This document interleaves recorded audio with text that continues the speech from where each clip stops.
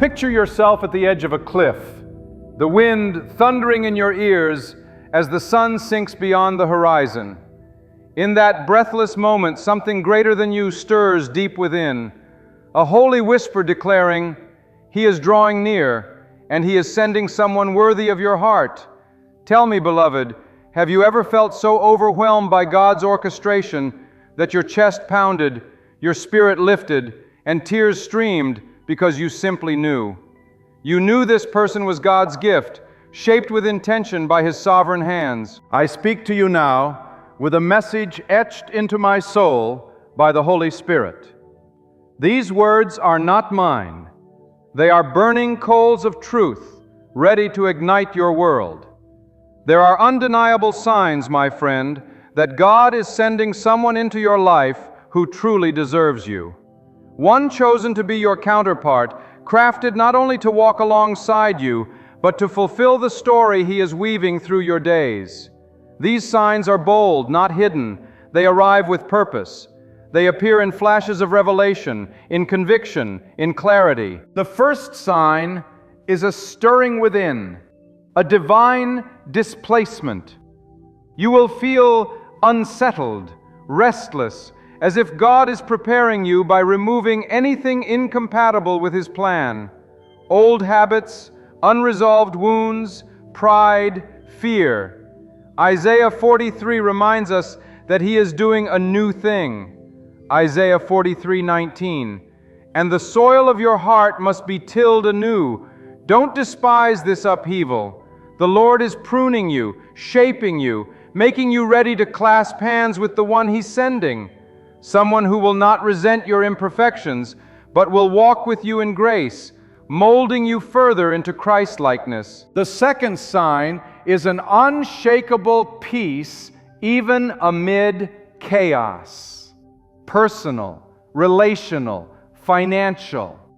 God's presence settles in your heart. You'll feel it in the quiet sunrise when the world is still. You'll sense it during prayer as His whisper kisses your spirit. Trust me. Just as Jesus said in John 14:27, "Peace I leave with you. My peace I give to you." When He sends someone into your life who deserves you, that peace accompanies it. Unearned, unexplainable, unmistakable. Another sign is divine appointment. Circumstances aligning with divine precision. Doors open, conversations spark, eyes meet in crowds. You'll experience uncanny moments, like meeting in a coffee shop when it serves no earthly purpose but God's. You'll sit in traffic late to an event, and there He is on the sidewalk, like a blessing you never anticipated. At times you'll sense, this cannot be coincidence. And you are right. It is divine choreography in motion. The Almighty weaving two souls together. The fourth sign is mirrored spiritual hunger. You'll find this person drawn to God. Not perfect, but genuine. Their heart craves intimacy with the Father. Their prayers are imperunctor. They are prayers of desperation, of expectancy. There is evidence of the cross in their past, of repentance born of contrition, of surrender that only Jesus can ignite. They are becoming more like our Savior, not by duty, but because His love has consumed them. When God sends you someone like that, you don't have to fight for their character. It is born in their very being. Another unmistakable sign, God will give you a shared vision. You will both be burning with the same passion to care for the lost, to serve the broken, to give voice to the voiceless, to lift up the lowly. Amos tells us, "But let justice roll on like a river, righteousness like a never-failing stream." Amos 5:24, "When your dreams align with kingdom purpose, touching hearts, changing lives, that is a sign the Lord Himself has sent this person. Their heartbeat will echo your helpline to the hurting. Their vision will be redemption story just like yours. Here is sign 6. Conflict becomes crucible, not chaos. Even in the best of relationships, disagreements will arise. But when God is at the center, those moments are holy. They refine you both. They bring humility where pride lurked. They bring patience where impatience reigned. You'll find a spirit that says, I see you, I hear you, I'm with you. And it's gentle, it's kind, it's faithful. And by the grace of God, these encounters forge a bond that is The 7th sign is the blessing of others. Parents, mentors, spiritual leaders. They will see it without prompting. They'll notice the peace you carry, the glow on your face, the prayers you're whispering late into the night. They'll say things like, I've never seen you more alive, or I feel the Lord in this. They'll encourage you, and you'll see in their eyes divine affirmation. Yes, this is brought to you by God. But do not forget sign 8, an inexplicable patience. The waiting is not passive. You are being sanctified as you wait. Psalms declares, wait for the Lord. Be strong and take heart and wait for the Lord. Psalm 27:14, you are not losing time. You are being prepared, equipped, becoming whole. When God sends your counterpart, He builds him or her in the wait. And when the time is right, like the rising of the dawn, it will be perfect. Your waiting season will be crowned by His perfect timing. Ninthly, there is alignment of values. Your moral compass points the same. Whether it be generosity, compassion, integrity, these are not negotiable shadows in your life. They are your foundation. Your partner will reflect the same Christ-centered convictions. And as Ecclesiastes tells us, though one may be overpowered, two can withstand him. Ecclesiastes 4:12. When you stand together arm in arm with your convictions rooted in the Word, the enemy cannot break what God has made. Finally, beloved, sign 10. Profound spiritual breakthrough when you unite. Two become one, not just emotionally, but spiritually. When prayer is joined, the heavens open, mountains move, chains break, revival stirs.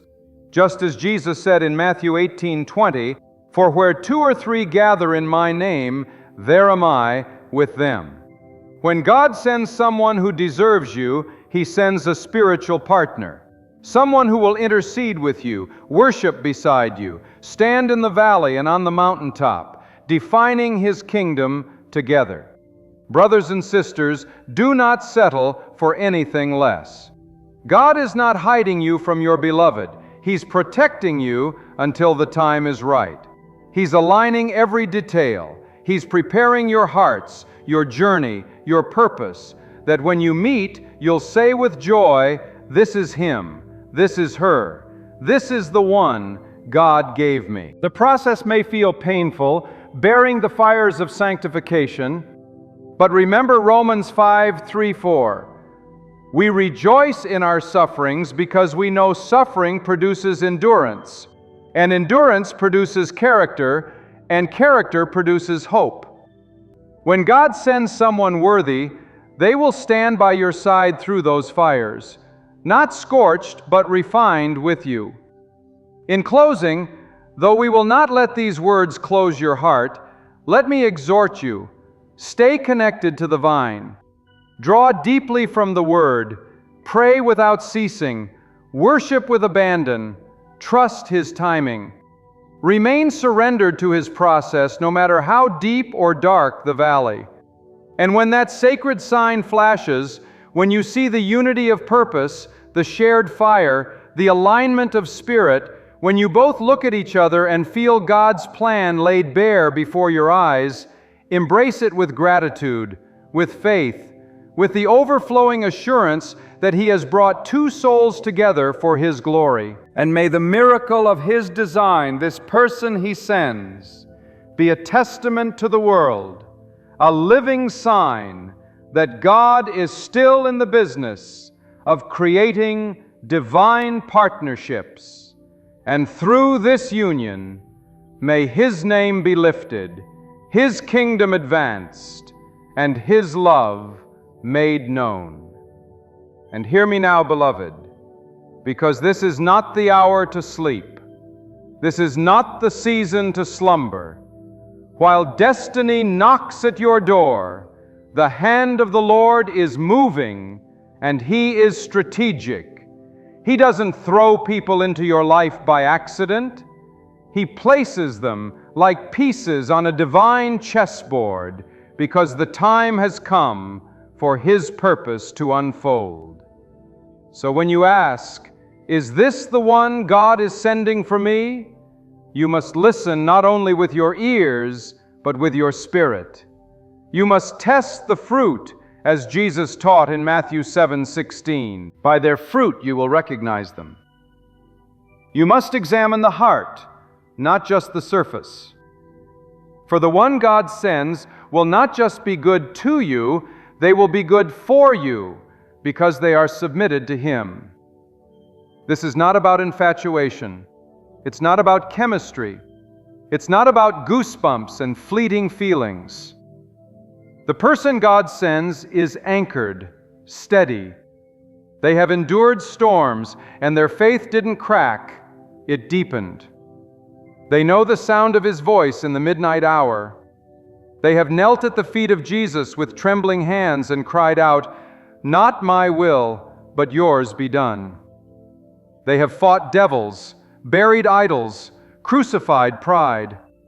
And when they step into your life, you'll feel it. Not just in your soul, but in the spirit realm. Demons will tremble, chains will break. Why? Because this is a divine union, not stitched together by flesh, but woven by the hand of God. And there's something else.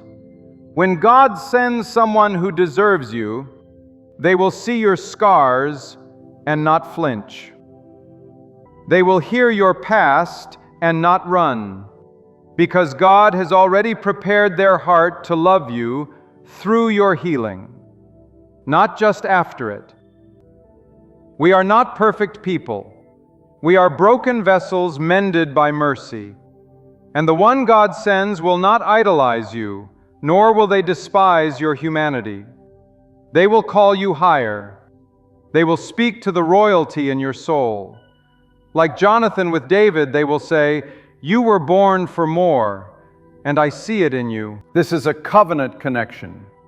And covenant does not flee when storms rage, it stands. So many of you have known the sting of being overlooked, mishandled, misunderstood. You've loved those who were never sent by God. You've poured oil into cracked vessels, hoping they would hold your love only to be drained dry. But God is saying today, no more counterfeits, no more illusions wrapped in charm, no more wolves in sheep's clothing. The time of awakening is here, and the Spirit of the Lord is separating the holy from the hollow, is removing what was sent to delay you and releasing what will deliver you deeper into purpose. Look at Ruth. She wasn't looking for Boaz. She was serving. She was gleaning in the fields, faithful with little. She wasn't hunting for attention. She was moving in obedience. And Boaz saw her. He didn't just see her beauty, he saw her integrity. He saw her loyalty.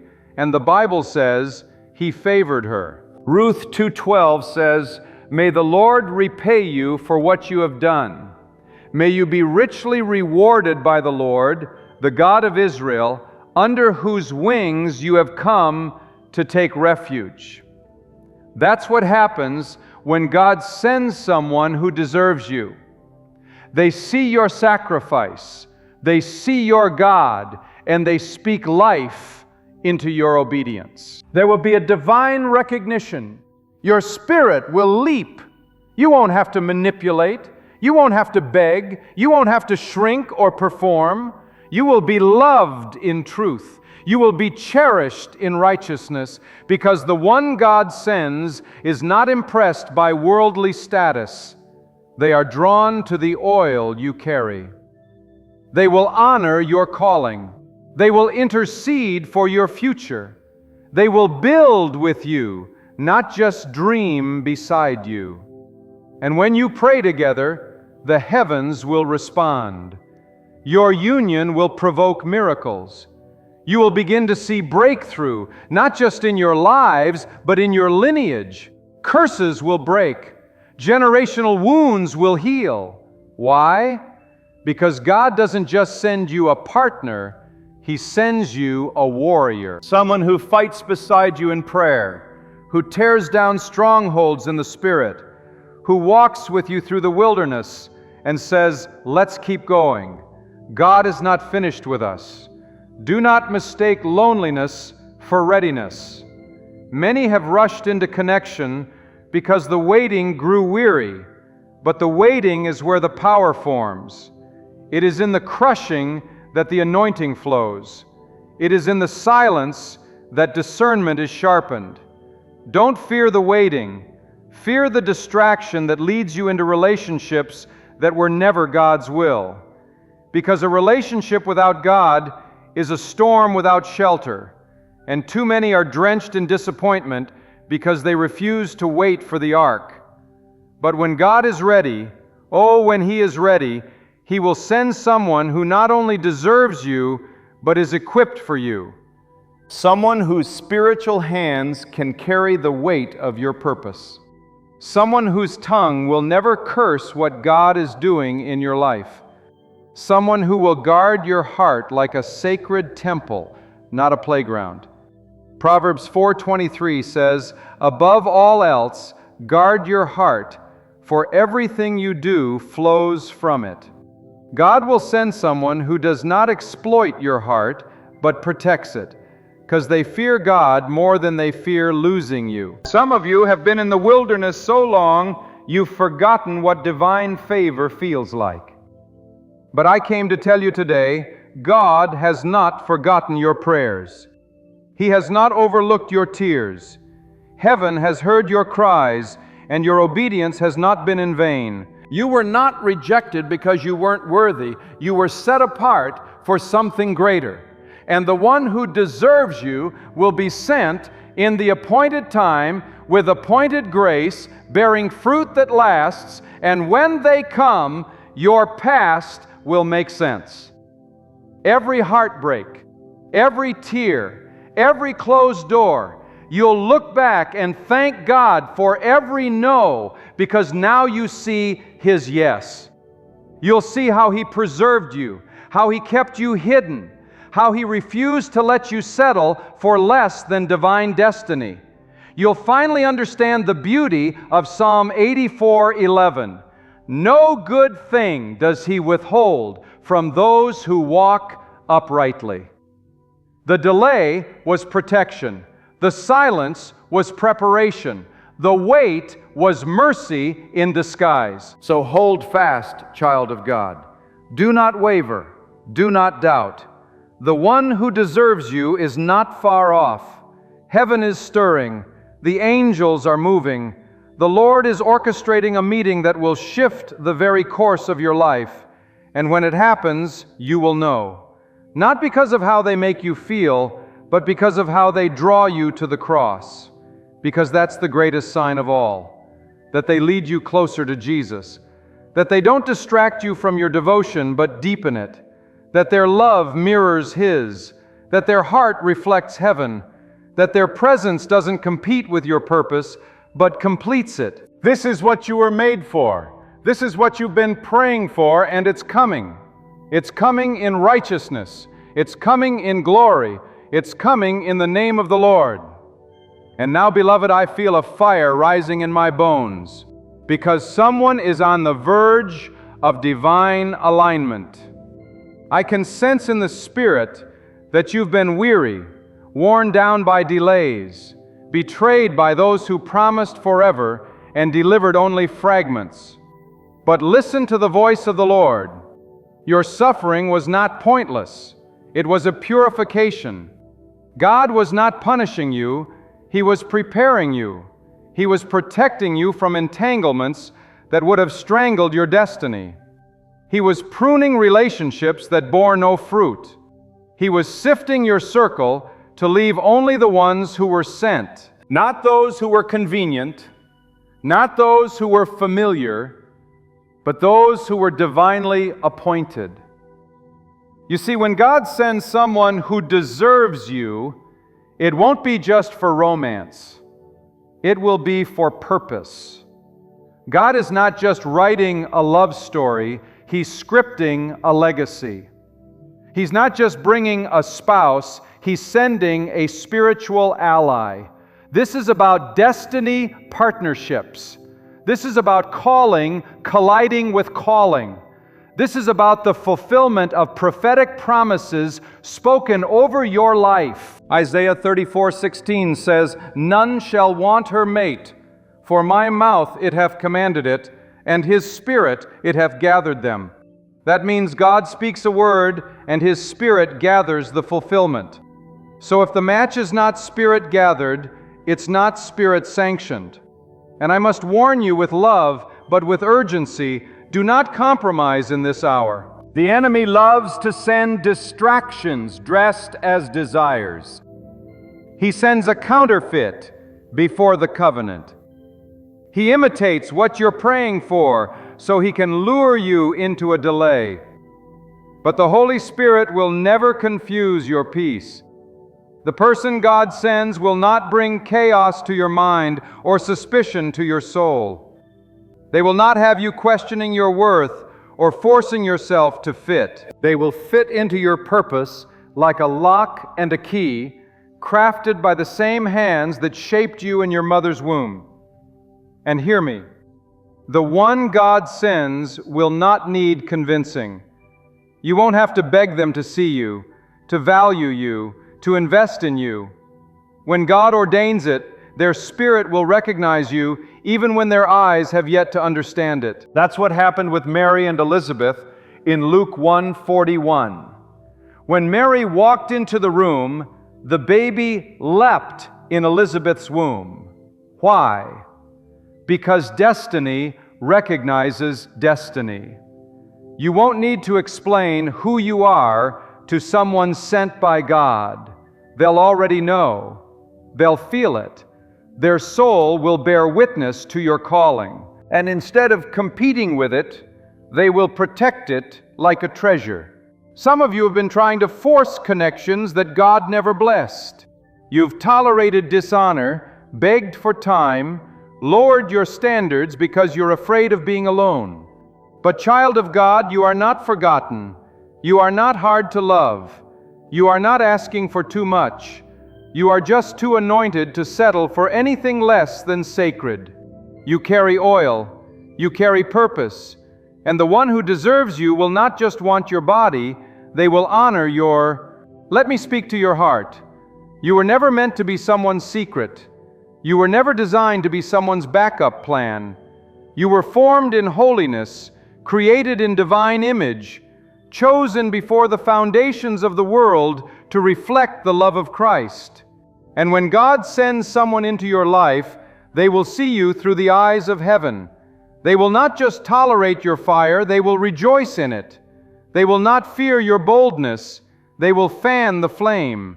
Because love sent by God is not intimidated by your calling, it amplifies it. And you'll know them not by what they say, but by how they pray. Their intercession will touch heaven. Their words will edify, not manipulate. Their love will sanctify, not seduce. They won't just lay their eyes on you, they will lay their life down in service and humility.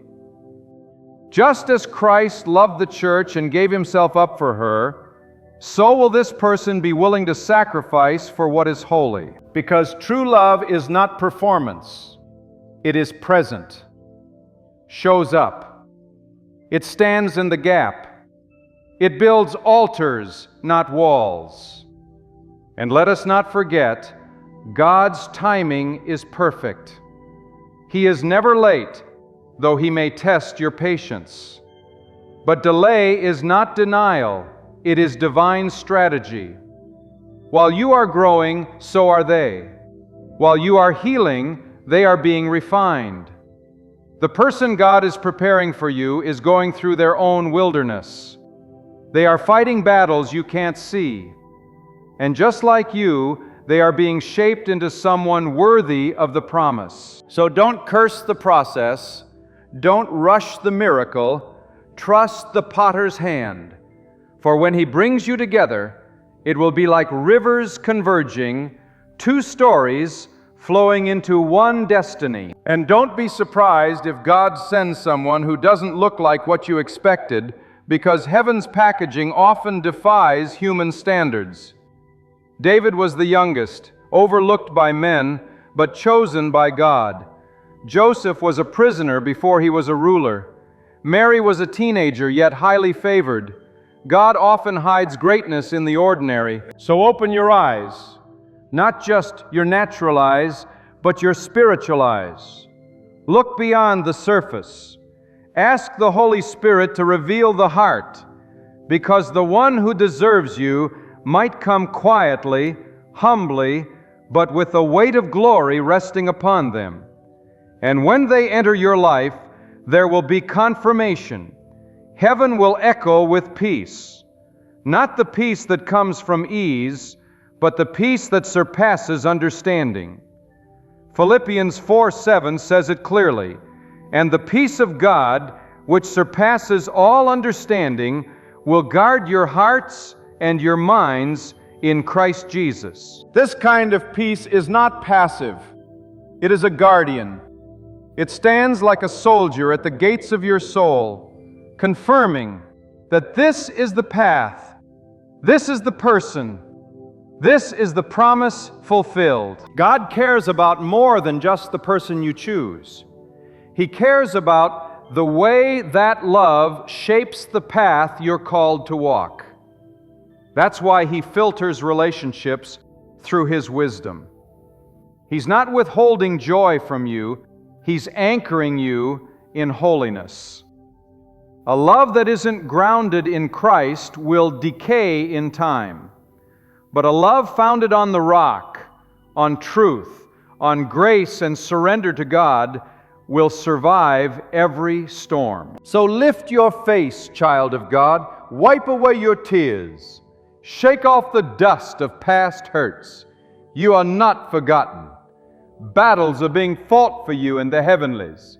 The same God who split the sea, who silenced lions, who stood with Shadrach, Meshach, and Abednego in the fire, that God is scripting your love story. When it comes to pass, the world will see the Lord's hand. You are not waiting for nothing. You are not hoping for nothing. Your prayers carry weight in heaven. Your purity carries power. Your patience is precious in the sight of God.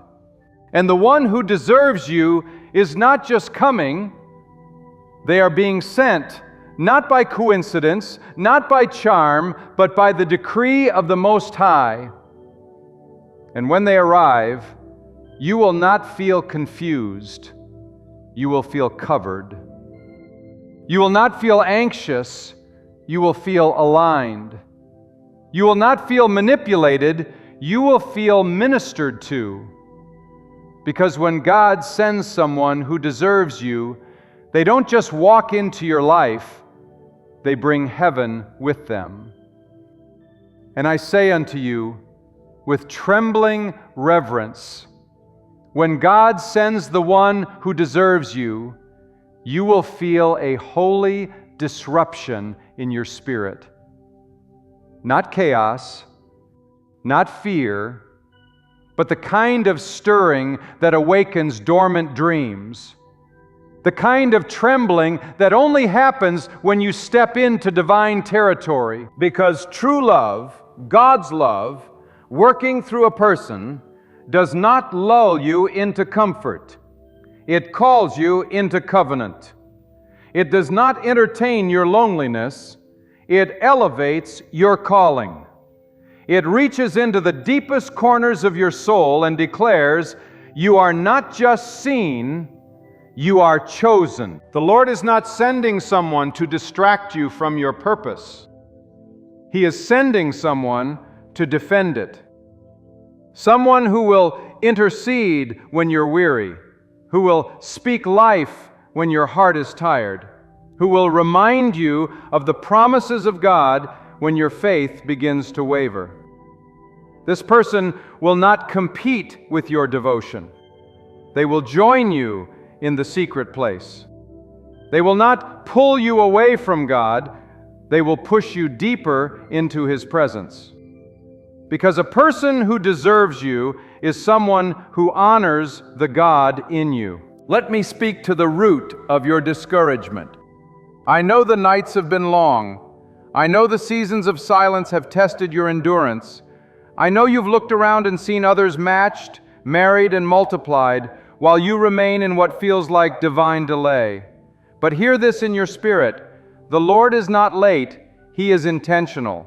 He is crafting a union so precise, so prophetic, so packed with purpose, that it cannot be rushed without ruin. If He's keeping you single, it's because He's sanctifying you for someone who can carry the weight of your anointing. You are not just waiting for companionship. You are being set apart for consecration. The enemy wants you to think your standards are too high. But what he fears is your discernment. Because when you discern, you won't be fooled by flattery. When you discern, you won't settle for chemistry that lacks covenant. When you discern, you'll see past charm and look for fruit. For the Bible says in Matthew 7:16, you will know them by their fruits. Not by their words, not by their gifts, but by the evidence of their life. Is there peace in their presence? Is there honor in their touch? Is there humility in their walk? When God sends someone who deserves you, they won't just want you, they will reverence you. Not in idolization, but in recognition. They will see the warfare you've survived. They will see the wilderness you've walked through. They will see the prayers that soaked your pillow and the resilience etched in your spirit. And instead of taking advantage of your vulnerability, they will protect it like a sacred treasure. Because when God sends someone, they come with discernment. They come with responsibility. They don't just want to be loved, they want to love you right. And child of God, let me tell you, you deserve to be loved right. Not tolerated, not controlled, not manipulated, not ghosted, not gaslighted. You were not made for confusion. You were made for covenant. You were not formed for breadcrumbs of affection. You were formed for the bread of life and the fullness of joy. And the person God is sending will not ask you to shrink to fit their comfort zone. They will challenge you to rise. They will call you into deeper faith, bolder obedience, greater purpose, because love from God is never stagnant, it's sanctifying. And I say this with trembling in my heart. When God sends someone who deserves you, the alignment will speak louder than any announcement. You won't need social media to validate it. You won't need crowds to celebrate it, because the anointing will rest on that relationship. Doors will open, peace will reign, divine favor will follow, because what is ordained by heaven cannot be hindered by hell. Do not confuse loneliness with readiness. Just because your heart is yearning doesn't mean the time is right. Sometimes God keeps the doors shut not because He's cruel, but because He's wise. He knows what's on the other side. He sees the future you cannot. And He is more interested in your eternal fruit than your temporary feelings. That's why some people had to leave. That's why the engagement fell through. That's why the text went unanswered. Because God is preserving you, not punishing you. Don't be surprised if the one God sends comes after a great pruning. Often the greatest blessings are born after seasons of barrenness. Look at Ruth. After the death of her husband, after following Naomi into a foreign land, after gleaning in the fields, she found herself seen by Boaz, not because she chased him, but because she remained faithful. Her story teaches us that God doesn't forget those who remain loyal in obscurity. The field you're gleaning in now, the pain you're enduring now, the integrity you're maintaining now, it's preparing you for divine recognition. You don't have to perform to be chosen. You don't have to twist yourself into someone you're not. You don't have to compete for attention. The person God sends will be drawn to your authenticity. They will not be allergic to your depth. They will not flinch at your fire. They will say, "Here is bone of my bone and flesh of my flesh." Not because we are the same, but because we were made for each other, and your spirit rests in this. God is not looking for someone to just fill a space in your life. He is sending someone to build with you, to sow with you, to war with you, to worship with you, to walk through valleys and climb to mountaintops, not alone, but hand in hand with Christ as the cornerstone. And when that time comes, the heavens will not be silent. You will feel the confirmation not only in your heart, but in your spirit. Scripture will come alive. Dreams will become clearer. Prophecies will resurface. And you'll realize this wasn't about dating. This was about destiny. This wasn't about finding the one. This was about becoming the one who could carry a holy love. So keep your lamp filled with oil. Keep your posture bowed in surrender. Keep your heart pure and your ears tuned to the voice of the Spirit, because the one who deserves you is on the way, and they are being guided by the same God who orders your steps. And when they appear, they will not be lost. They will recognize you because their soul will echo the same prayers you've whispered in the dark. Their spirit will respond to the fragrance of your obedience, and together you will rise, not just as a couple, but as a kingdom force. You are not forgotten. You are not overlooked. You are not waiting in vain. Heaven is moving. The angels are working. The Spirit is aligning. And when it happens, you'll know. Not because you forced it, but because it bore fruit. Not because it made sense, but because it was saturated in peace. Not because you were desperate, but because you were destined. Stay faithful. Stay pure. Stay ready. The one who deserves you is not just coming. They are being sent with fire, favor, and the Father's seal.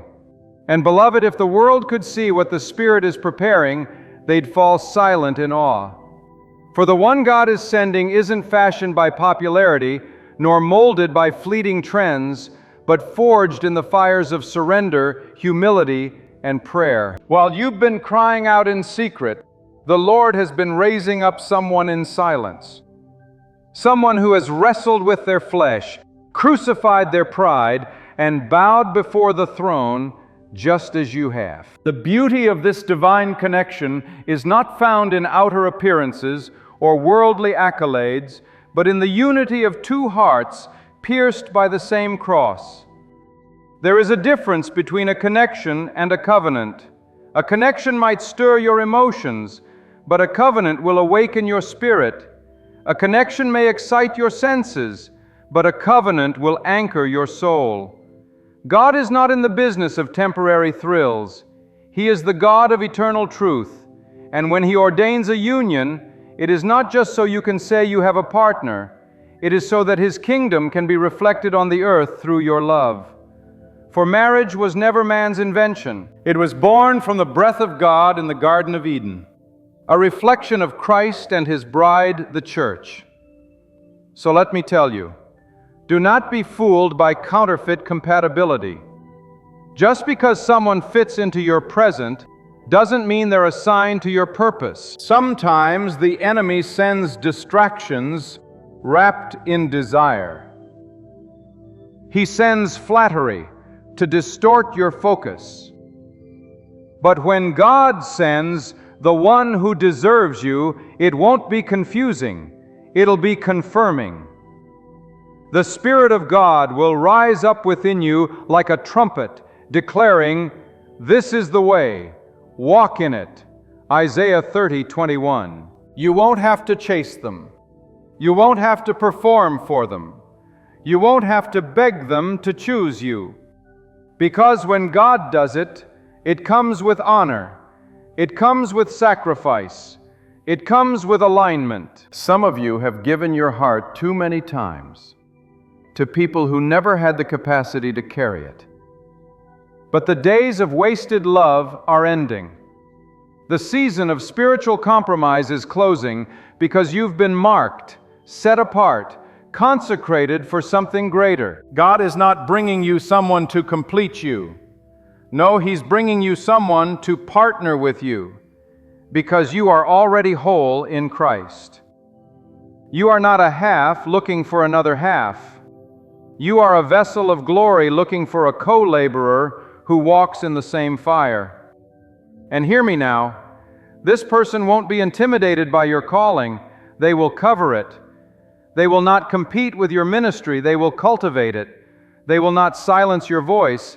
They will celebrate it. Because what God joins together is not just about love, it's about legacy. It's about building something that lives beyond your name, beyond your lifetime. It's about raising children in righteousness. It's about interceding for nations. It's about bringing heaven to earth together. Let the Word of God be your compass in this waiting. Delight yourself in the Lord, and He will give you the desires of your heart. Psalm 37, verse 4. This is not a call to manipulate God with worship. It's a call to surrender. When your desires are purified in His presence, your heart starts longing for what He already intended. And the one who deserves you becomes not just a personal wish, but a prophetic fulfillment. Do not grow weary in well-doing. Do not water down your worth to attract those who are not sent by God. You are not a second option. You are not someone to be tested and tossed aside. You are not a convenience for someone's loneliness. You are a child of the Most High. You are royalty, washed by the blood, sealed by the Spirit, destined for a holy union that reflects the glory of the Father. And maybe, just maybe, this is why it's taken so long. Because God wasn't just preparing them, He was preparing you. He was healing your heart. He was cleansing your past. He was delivering you from cycles that would have sabotaged the very thing you're praying for. And now, with your eyes lifted, your faith restored, and your heart steady, you are ready to recognize what you once would have rejected. This is no ordinary relationship that's coming. This is no average encounter. This is divine strategy. This is heaven's assignment. When it comes, it will break generational curses. It will shift atmospheres. It will silence the mockers who said you'd never find someone worthy. Because what God is doing in your life is not about proving them wrong, it's about proving Himself faithful. Do not lean on your own understanding. Do not panic when it seems like nothing is happening. The King is orchestrating divine movement behind the curtain. And when the stage is set, He will unveil what no eye has seen, what no ear has heard, what has not entered into the heart of man, the thing He has prepared for those who love Him. 1 Corinthians 2:9. So if you must weep, weep. If you must wait, wait. But do not lower your standard to escape the silence. The silence is sacred. The silence is where God speaks. The silence is where your roots grow deep and your discernment sharpens.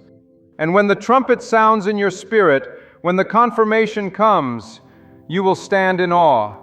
Because it won't just be someone who wants you, it'll be someone who was sent. And together you will dance in the fire, walk through storms, build altars of worship, and move mountains. Not by your might, not by your own wisdom, but by the power of the Holy Spirit within you both. For what God joins together, no man can separate, and what God blesses, no curse can touch. Prepare your heart, prepare your life, because when He sends the one who deserves you, your whole world will shift, and your spirit will say, "Finally, this is the answer to the prayer I almost gave up on." And now, beloved, as we come to the end of this sacred message, let me leave you with this. God is not the author of confusion. He is the God of clarity, peace, and divine timing. When the one who deserves you enters your life, you won't feel anxious. You won't be left guessing. You won't be chasing breadcrumbs of affection. You will feel the weight of heaven's hand in the connection. You will know deep in your spirit that this is a gift wrapped not in silver or gold, but in grace. The Lord is not just answering your desire for companionship, He is answering your destiny. He is sending someone who will pray with you when the world turns against you, someone who will worship beside you when the battle rages, someone who sees your scars and still calls you beautiful, someone who isn't intimidated by your anointing, but drawn to it because they carry their own. This is not the time to settle. This is not the time to compromise for the sake of temporary comfort. God is calling you higher, deeper, closer to His will. And that means trusting that what He is preparing is greater than anything you've ever lost or anyone who ever left. You are not forgotten. You are being kept aside for something holy, for someone who recognizes not merely your gifts, but your destiny. Keep your heart unlocked. Keep your spirit poised. Keep your gaze fixed on Jesus, because the one worthy of you is not being delayed, they are being purified. And soon you will witness what God has always seen. The burden was not punishment, it was preparation. The silence was not dismissal, it was guarding. And when the hour arrives, when lives intersect and heaven's design reveals itself, you will understand that what God provides is always worth the price of peace. So rise, beloved of God. Fortify your faith.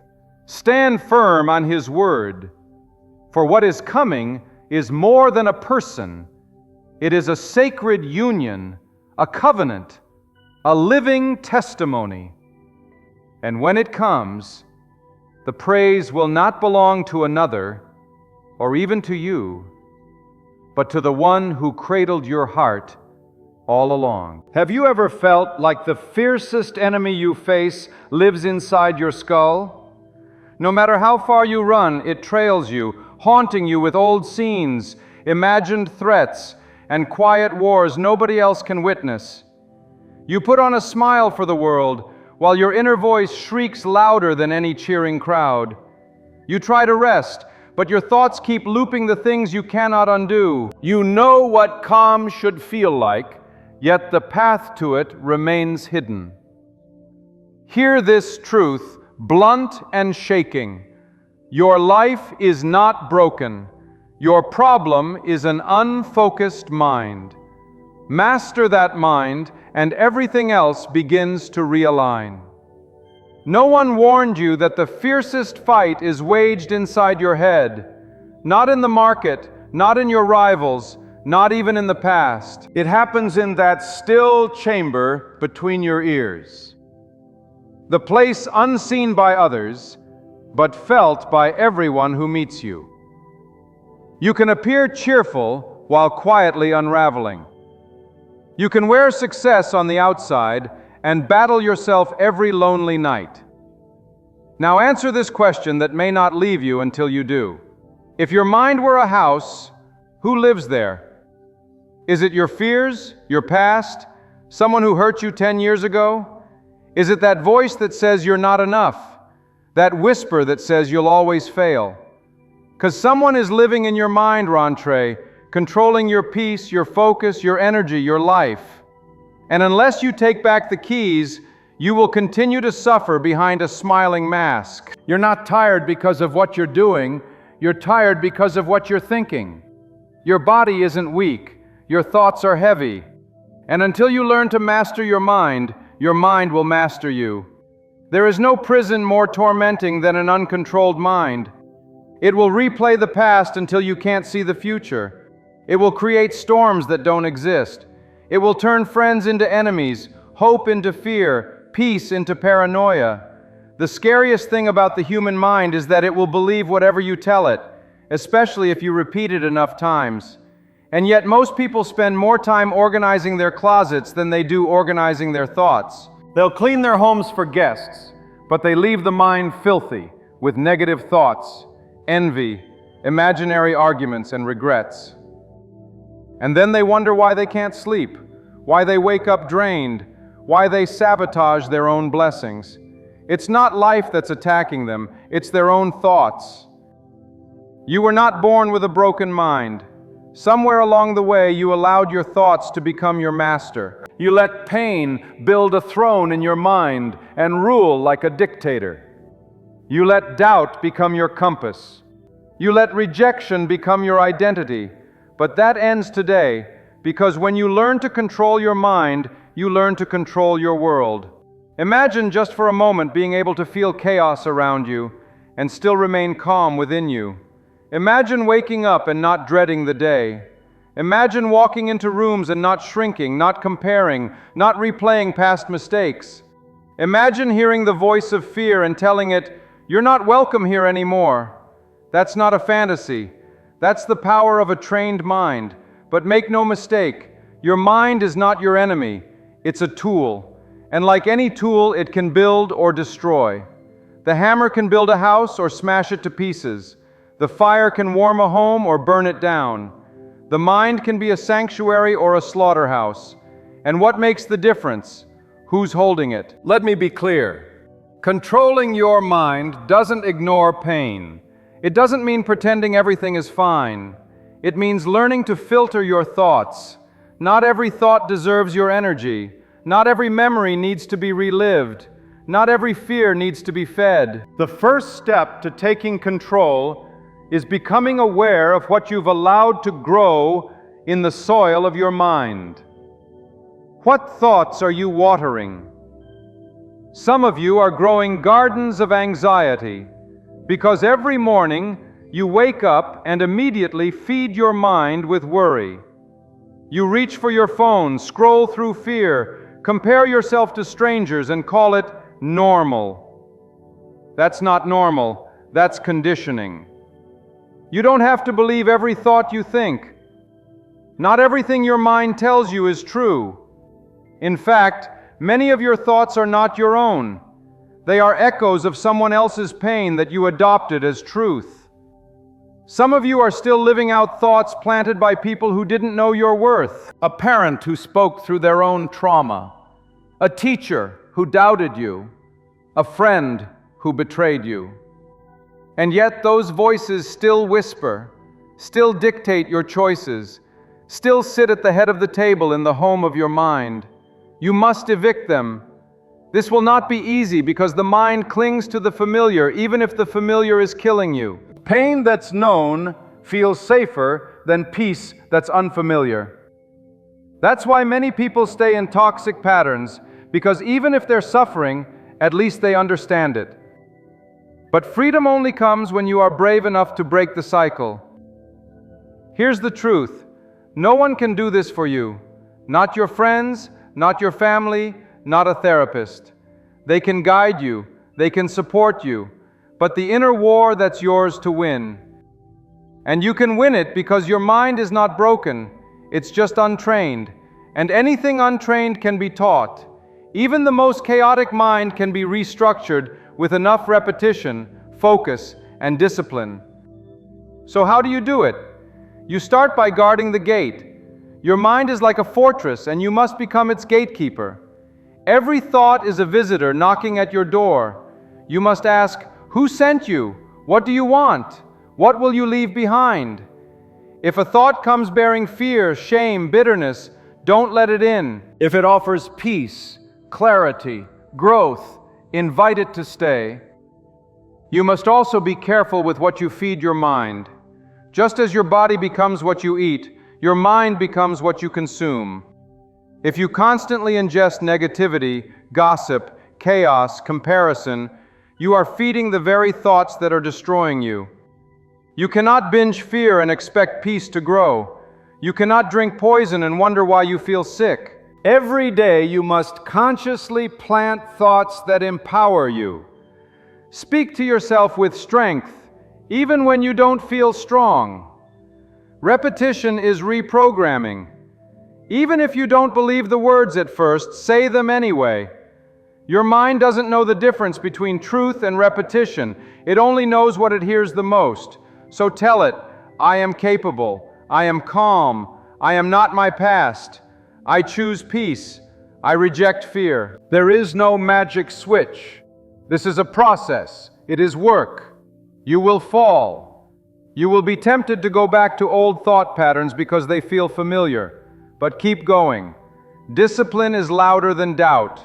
Effort is stronger than fear. And one day, without even realizing it, you will wake up and realize that you are no longer a prisoner in your own mind. You are the master of it. There is power in stillness. Learn to sit with yourself. Silence is not empty. It is full of answers. Turn off the noise. Step away from the constant input. Your mind cannot breathe if it is always flooded with stimulation. Solitude is not loneliness. It is alignment. It is where you begin to hear the quiet truth that's been buried beneath years of chaos. And when the storm comes, and it will, you will not panic, because you will have trained your mind to become a lighthouse, not a sponge. You will shine, not absorb. You will remain, not collapse. The waves may crash around you, but they will not control the tide within you. What does it look like to truly control your mind? It looks like walking into rooms where you were once ignored and no longer feeling the need to prove yourself.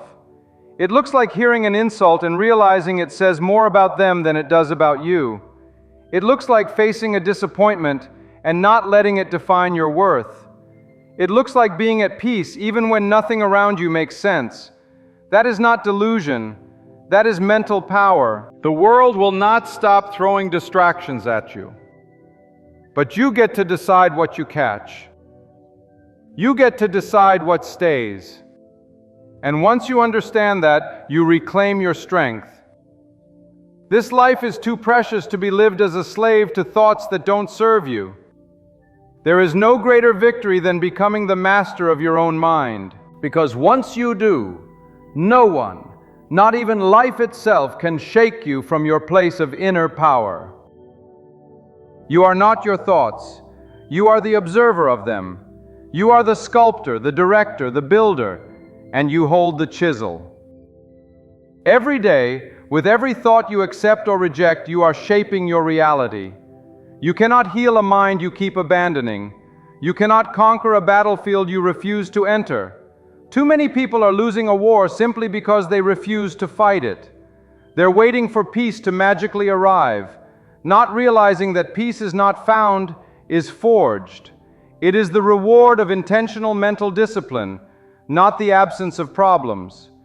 Peace is not the calm around you, it is the command within you.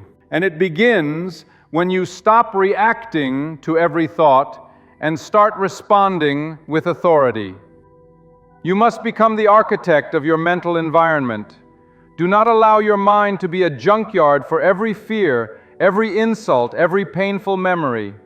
Start renovating, start removing. Tear down the walls of self-doubt. Pull up the floorboards of bitterness. Knock out the windows of comparison and build again. Brick by brick, thought by thought, day by day.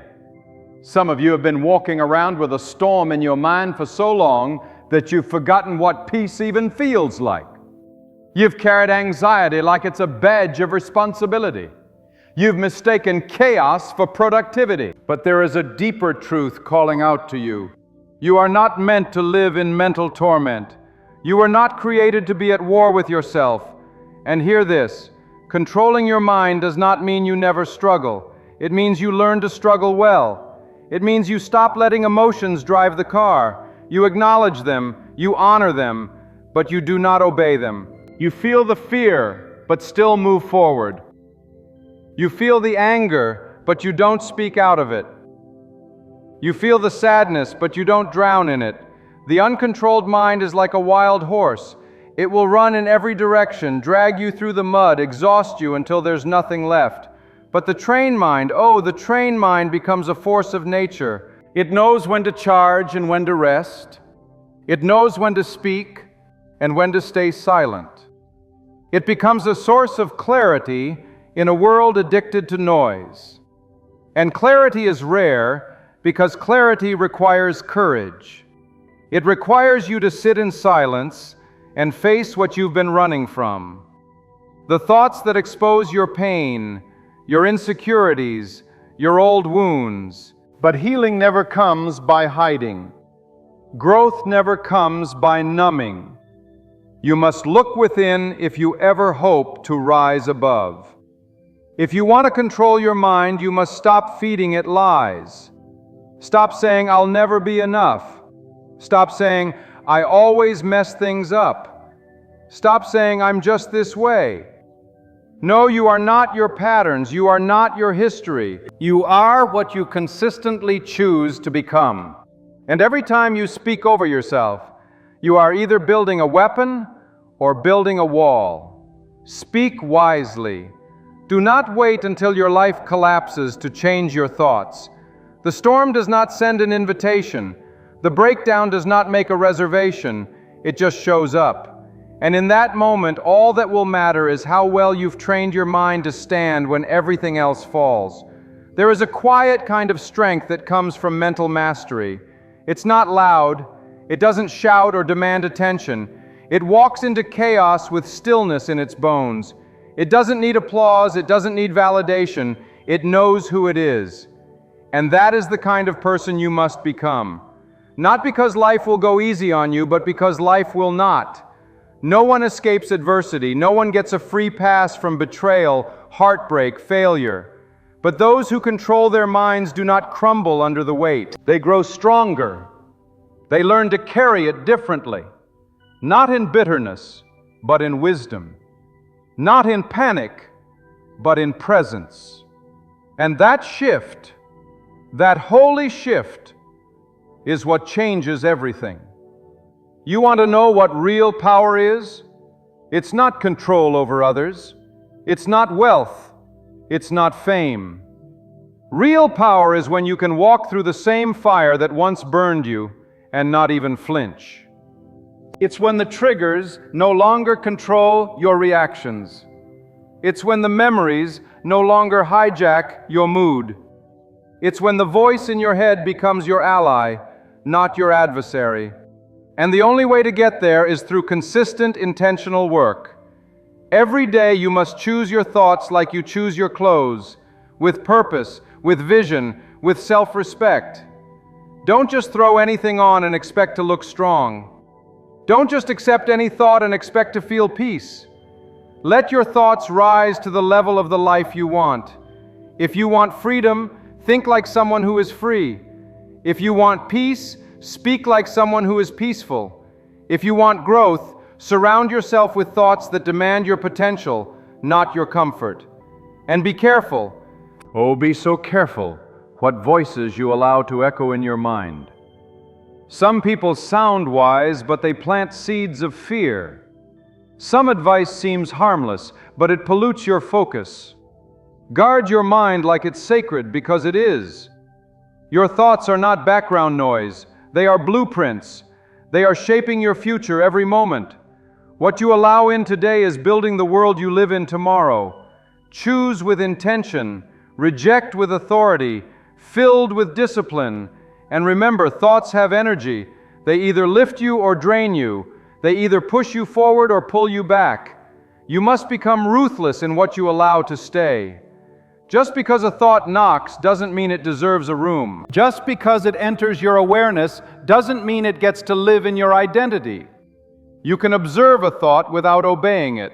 You can feel a fear without bowing to it. You can acknowledge the past without becoming enslaved to it.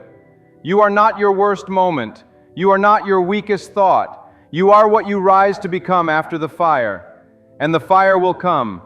Oh yes, it will come. Life will test you in the silence of your own mind when no one's watching. When everyone thinks you're fine. When the smile you wear feels heavier than the pain you carry. But those are the moments that refine you, that shape you, that test whether you've merely heard the truth or become it. Because mental strength isn't proven when everything goes right. It's revealed when everything falls apart. And you still choose clarity. You still choose peace. You still choose to believe in the future, even when the present feels unbearable. This is what it means to take back your power. Not with noise, not with vengeance, but with quiet, unshakable ownership of your own mind. You become the thermostat, not the thermometer. You set the temperature. You don't absorb it. You walk into chaos and choose order. You face the critic and choose stillness. You encounter fear and choose forward. And the more you choose wisely, the more natural it becomes. The weeds in your mind will begin to die. The clarity will grow. The noise will lose its power. And what remains will be something unshakable, something rare, something unbreakable. That's what lives on the other side of mind control. Keep pressing, keep building, keep rising. The victory you're looking for doesn't come from outside. It's been waiting within you all along. And let me tell you something hard but holy. You are not a victim of your thoughts unless you allow yourself to be. You were not born with a chaotic mind. It was shaped that way by pain you didn't deserve, by words that cut deep, by people who should have protected you but didn't. But now the power is in your hands. You can reshape what life tried to ruin. You can reclaim the peace that trauma tried to steal.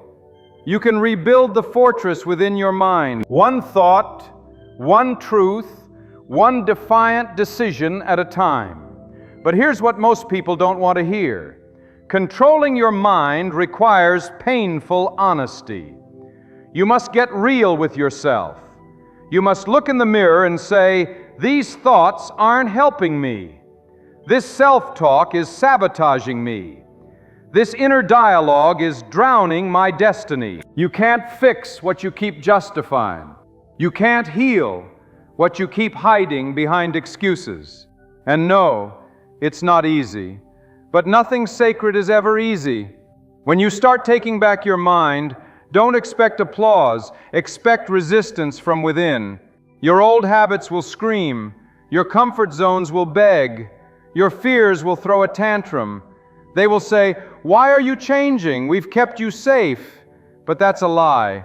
They've kept you small. They've kept you trapped. They've kept you walking in circles, calling it growth. But you were never made to shrink yourself just to survive. You were made to stand tall and take territory internally first and then externally. The battlefield of the mind is where destiny is born or buried.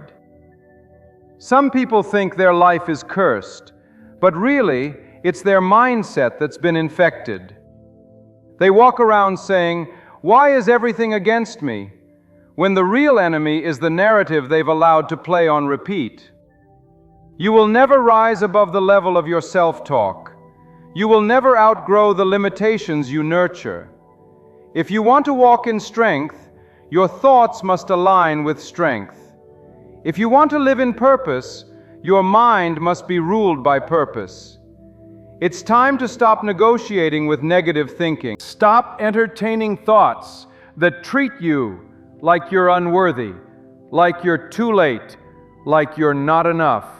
Those thoughts are trespassers. Evict them. Refuse to let them sit at the table of your future. This is your territory. Guard it like your life depends on it, because it does. Every time you think a thought, you're casting a vote for the person you are becoming. If you constantly tell yourself, I can't do this, don't be surprised when you don't. If your internal voice says, I always fail, then your life will reflect the prophecy you're fulfilling. That's why it is not just about positive thinking, it's about truthful thinking. Not fantasy, not fake optimism, but truth that pierces through the fog and brings clarity even when it hurts. Controlling your mind is not about escaping reality. It's about mastering it, facing it, dominating it. You don't run from your weaknesses, you confront them. You don't avoid your past, you redeem it. You don't suppress your emotions, you discipline them. Real power is silent. It doesn't scream to be seen. It stands unshaken when storms rise. And that kind of power is only born in the fire of mental discipline. Understand this. Your mind is the garden. Your thoughts are the seeds. What you water grows. If you feed your mind with fear, you will reap anxiety. If you feed your mind with bitterness, you will reap resentment. But if you feed your mind with resilience, you will reap breakthrough. If you feed it with gratitude, you will reap peace. If you feed it with discipline, you will reap freedom. Some of you are still haunted by voices from your past. Voices that said you weren't good enough, smart enough, wanted enough. And though those people may be gone, their words still echo. That's how deep the mind runs. But hear me, just because those thoughts visit doesn't mean they get to stay. You can acknowledge the pain without giving it permanent residence. You can hear the voice of the past and say, "Not today, not anymore. This mind is under new management." You must become fierce in the way you guard your inner world. Not soft, not passive, fierce. You wouldn't let a stranger walk into your home and destroy it. So why allow foreign toxic thoughts to do that in your mind? Every time you accept a thought that belittles you, you give it power. Every time you entertain a fantasy of failure, you weaken your foundation. But when you choose thoughts that build, thoughts that strengthen, thoughts that align with your future, your whole life begins to rise. Your circumstances may not change overnight. Your emotions may not follow immediately, but your mind can be trained. It can be transformed. And when your mind changes, everything else begins to follow. That's the secret no one talks about.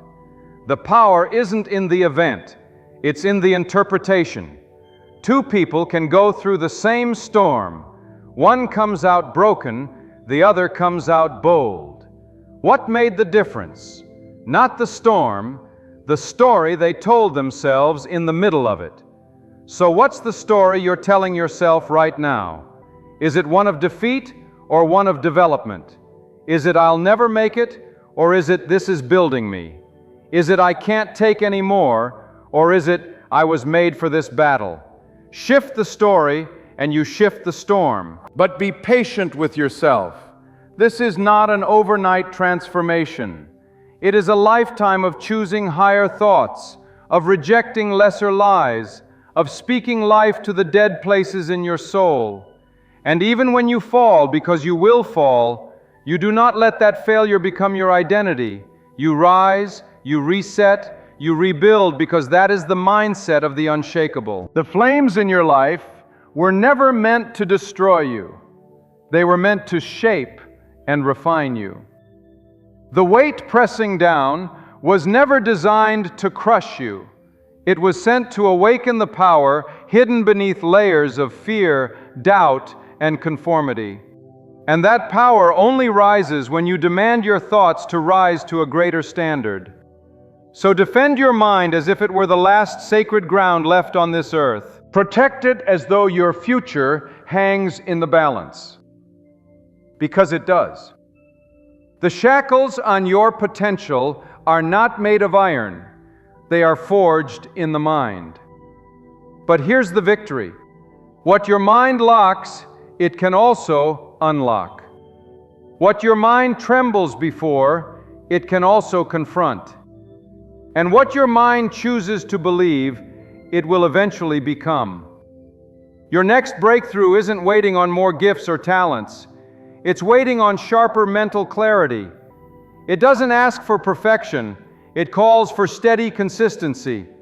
One thought, one choice, one bold decision at a time. Train your mind to recognize pressure as preparation. Teach it to see obstacles as open doors. Discipline it to view resistance not as a reason to stop, but as the sign that growth is approaching. You are more powerful than you think, but you will never walk in that power until your thoughts align with that truth. Stop waiting for the world to give you permission to think differently. Stop waiting for circumstances to justify your strength. Think strong now. Speak strong now. Live strong now. Let your thoughts catch up to the greatness that has always lived inside you. And listen closely, because I speak this with urgency. You do not have to be perfect to take authority over your mind. You just have to be present, fully awake, fully engaged with what is happening inside you. Because the tragedy of many lives is not that they were weak, but that they were absent. Absent from their own thoughts. Absent from their own choices. Absent from the war going on between the truth and the lie, the higher path and the lower pull. Your life will never rise above the level of your awareness. And awareness, raw, honest awareness, is the beginning of transformation. There comes a moment when you must say enough, not because you have everything figured out, but because you refuse to let your mind drag you through another cycle of regret, comparison, self-doubt, or bitterness. The longer you let those thoughts run freely, the more they build a structure, a belief system, a false reality. And once a thought becomes a belief, it begins to control every decision you make, every relationship you form, every opportunity you either pursue or avoid. But you were not made to live trapped by invisible chains. You were not designed to live a life shaped by fear or shame. You were made to rise not once but daily. Every morning you must rise and remind your mind of who's in charge. You must rise and speak to yourself with authority. Not weakness, not emotional desperation, authority. This is the direction we're going today. This is what I'm choosing to believe. This is the kind of energy I will allow. This is the focus I will maintain. Your thoughts are like wild horses. If you don't direct them, they'll run you into destruction. And hear this, what you feed your mind in private will eventually show in public. You can't fake mental freedom. You can't pretend to have peace when your inner world is a storm. You might fool others, but you can't fool yourself. And deep down, that lack of peace, that inner restlessness, it's your mind crying out for order, for clarity, for restoration. And the only way to restore it is through the relentless practice of mental discipline. The person you are becoming is hidden in the thoughts you're tolerating. So if you want to shift your identity, change your patterns. If you want to rewrite your story, confront your thoughts. Don't wait for a breakdown to wake up. Don't wait for a crisis to take control. The moment to take ownership of your mind is now. Not tomorrow, not next month, not when you feel better. You must act before you feel ready.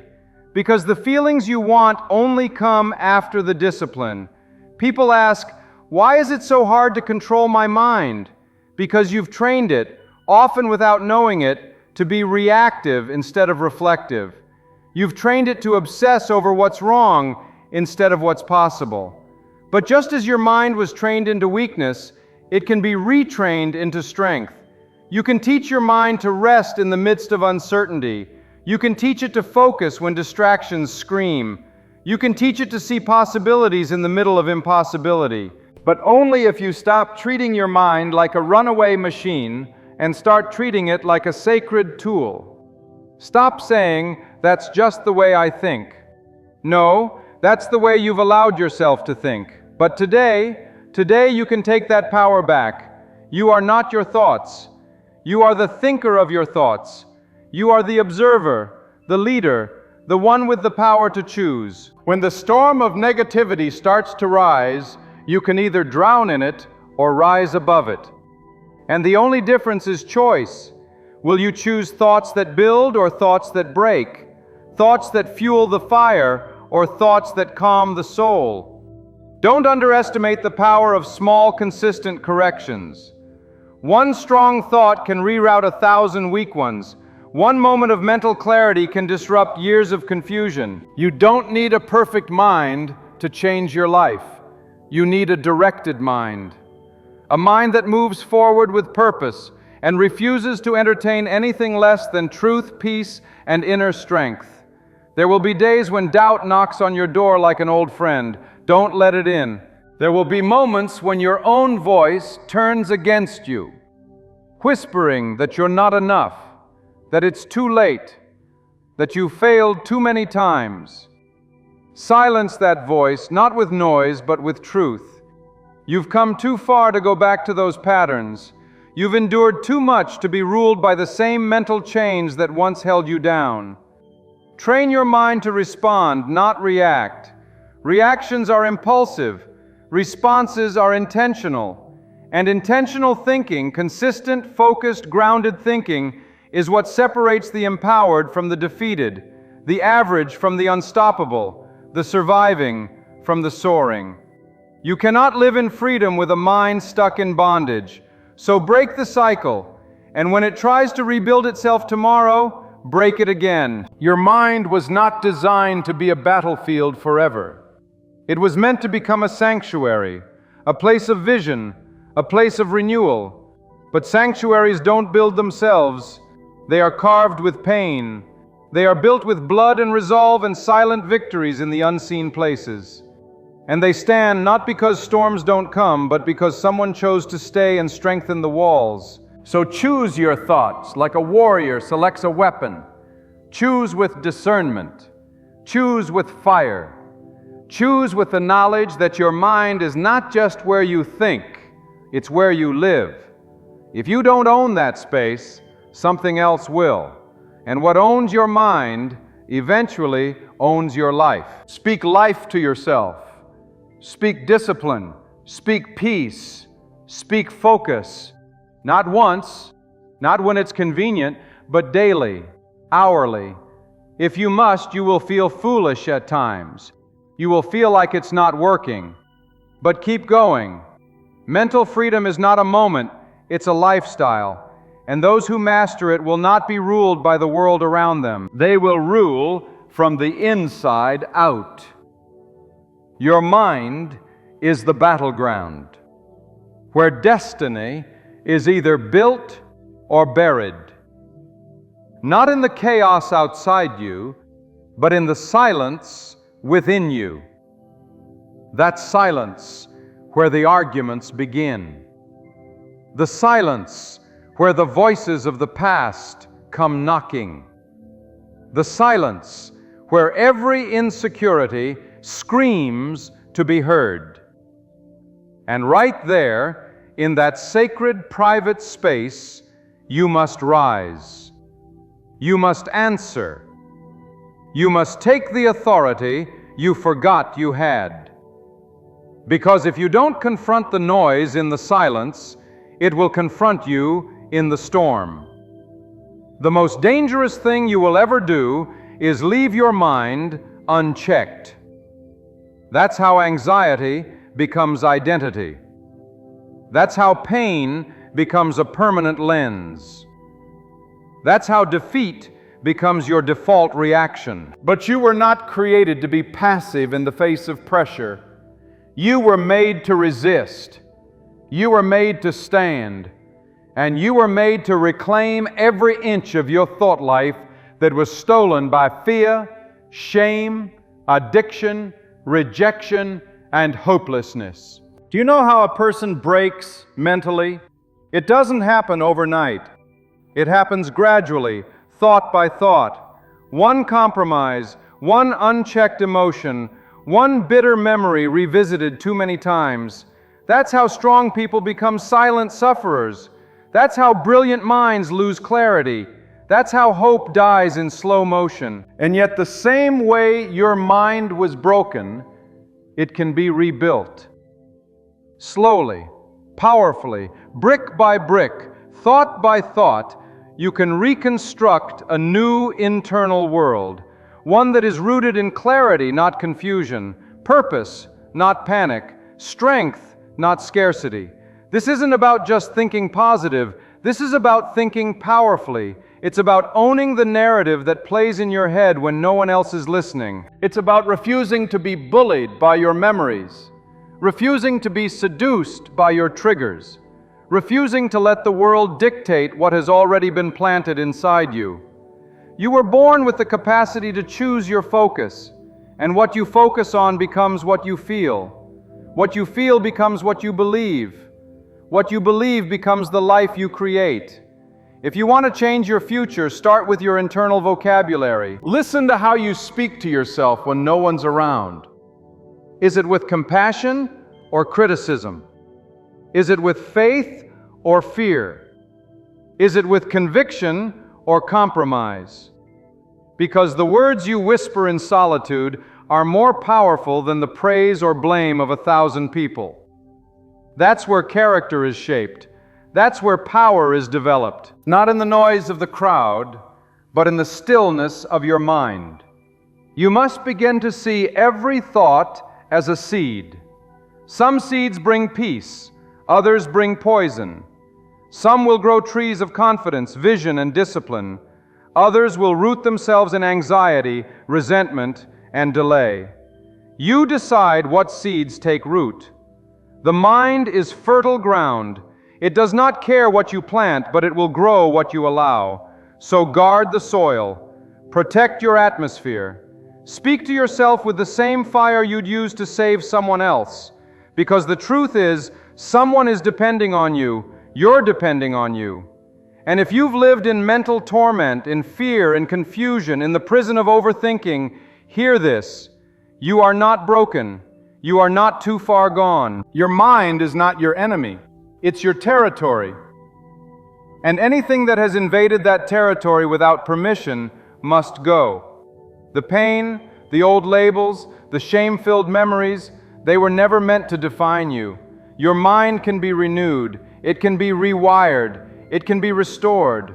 But only when you make the decision to reclaim your mental space with discipline, daily action, and unwavering focus. The most revolutionary act you will ever do is to choose your thoughts on purpose.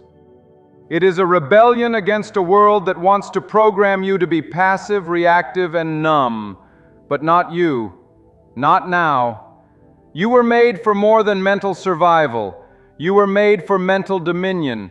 You were made to command your inner world with the strength of someone who has walked through fire and come out with clarity, because clarity is power, and the clearer your mind becomes, the more powerful your decisions become.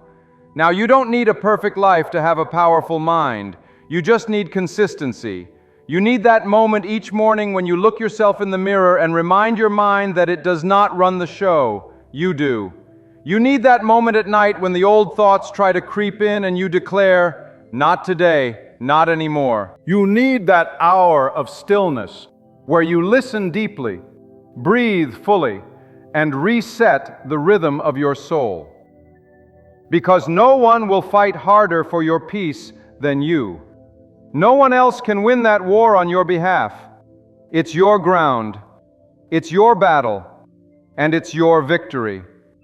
You're not a victim of what you feel. You are not bound by what you've been through. You are not imprisoned by what you think unless you choose to be. You are not what happened to you. You are not the label they gave you. You are not the mistake you made. You are the voice that decides what stays in your mind and what gets cast out. And that voice must grow louder than the voice of doubt, fear, and discouragement. So I challenge you right here, right now, to take back your mental throne, to stop waiting for peace to magically appear and instead create it from within, to stop begging for confidence and build it with every courageous thought, to stop wishing for clarity and forge it through focused decisions. You hold the key. You've always had it, but now is the time to use it. Not someday, not when life gets easier.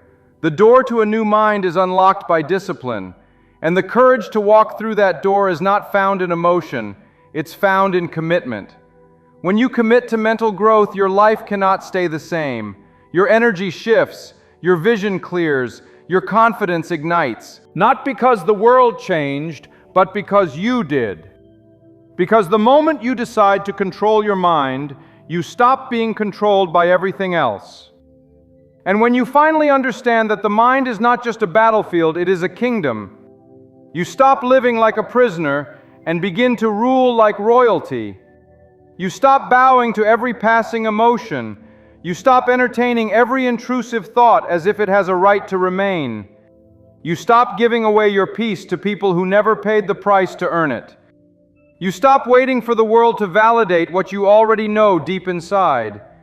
You were born to reign over your inner world with clarity, courage, and conviction. Because hear me, when your mind is clear, your steps are precise.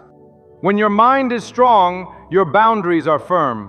When your mind is disciplined, your spirit becomes unshakable. You don't beg for focus, you embody it. You don't collapse under pressure, you rise through it. You don't fear solitude, you thrive in it.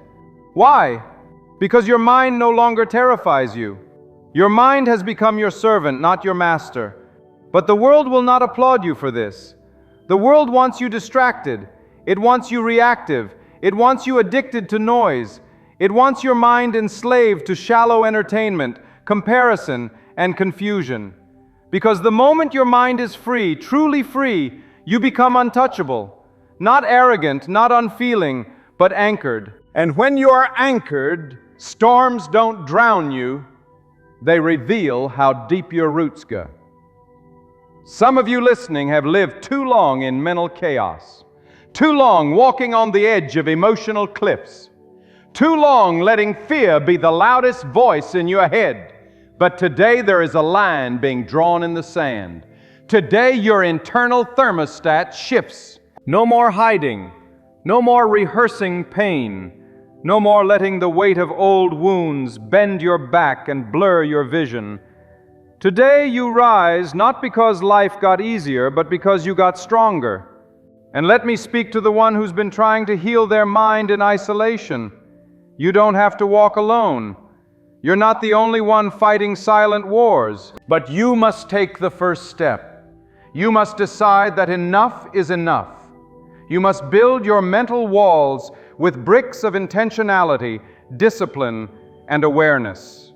Because peace doesn't visit the passive, it inhabits the prepared. And clarity doesn't come to the wishful, it comes to the warrior. If you knew what was on the other side of your discipline, you'd never waste another thought. If you could see the doors your new mindset will open, you'd never entertain another lie. If you could feel the strength of a fully awakened mind, you'd never again bow to the voices of mediocrity. This is not just about feeling better. This is about thinking on purpose so you can live on purpose. Let your vision be bigger than your excuses. Let your standards be higher than your moods. Let your purpose speak louder than your pain. Because when your mind aligns with your highest calling, the world around you begins to shift. You no longer chase validation, you carry self-respect. You no longer wait for peace, you create it. You no longer fear the unknown, you walk into it with boldness. And yes, there will be resistance. But resistance is a gift. Resistance builds resilience. Resistance reveals how bad you want to change. Every time an old thought rises, it's an opportunity to exercise your authority. Every time fear whispers, it's a chance to reply with resolve. Every time doubt comes knocking, it's a moment to declare, I no longer live there. You must become fierce about your focus. You must protect your mental sanctuary the way you would protect your most prized possession, because it is. Your mind is your most sacred battlefield, and whoever controls it controls your future. So reclaim your time, reclaim your peace, reclaim the throne of your inner world. No more being at the mercy of memories, no more being ruled by reactions, no more surrendering your destiny to thoughts that never served you. You don't need more motivation, you need mastery. You need to train your thoughts with the same passion you train your body. You need to coach your inner dialogue like a world-class athlete coaches their instincts. You need to discipline your attention like a commander disciplines their soldiers, because every thought is either leading you forward or dragging you backward, and the stakes are too high to let that direction be random. The truth is, every transformation begins in the mind long before it shows up in your life. So guard it, train it, speak to it, discipline it, honor it, because when your mind is fully aligned with your purpose, no obstacle can stop you. No voice can drown you. No fear can trap you. You become a force. You become focused. You become free. And now we arrive at the final gate, the sacred edge, where decisions must be made, where transformation no longer lingers as a hopeful whisper, but roars like a lion inside your chest, demanding action. This is where the war ends and the reign begins. Because your mind, the very engine room of your life, has waited too long in silence, begging you to take command. And now you know, no more waiting, no more wondering, no more tolerating chaos as normal. You see, the greatest battle you will ever fight is not in the courtroom, not in the hospital room, not even in the presence of your enemies.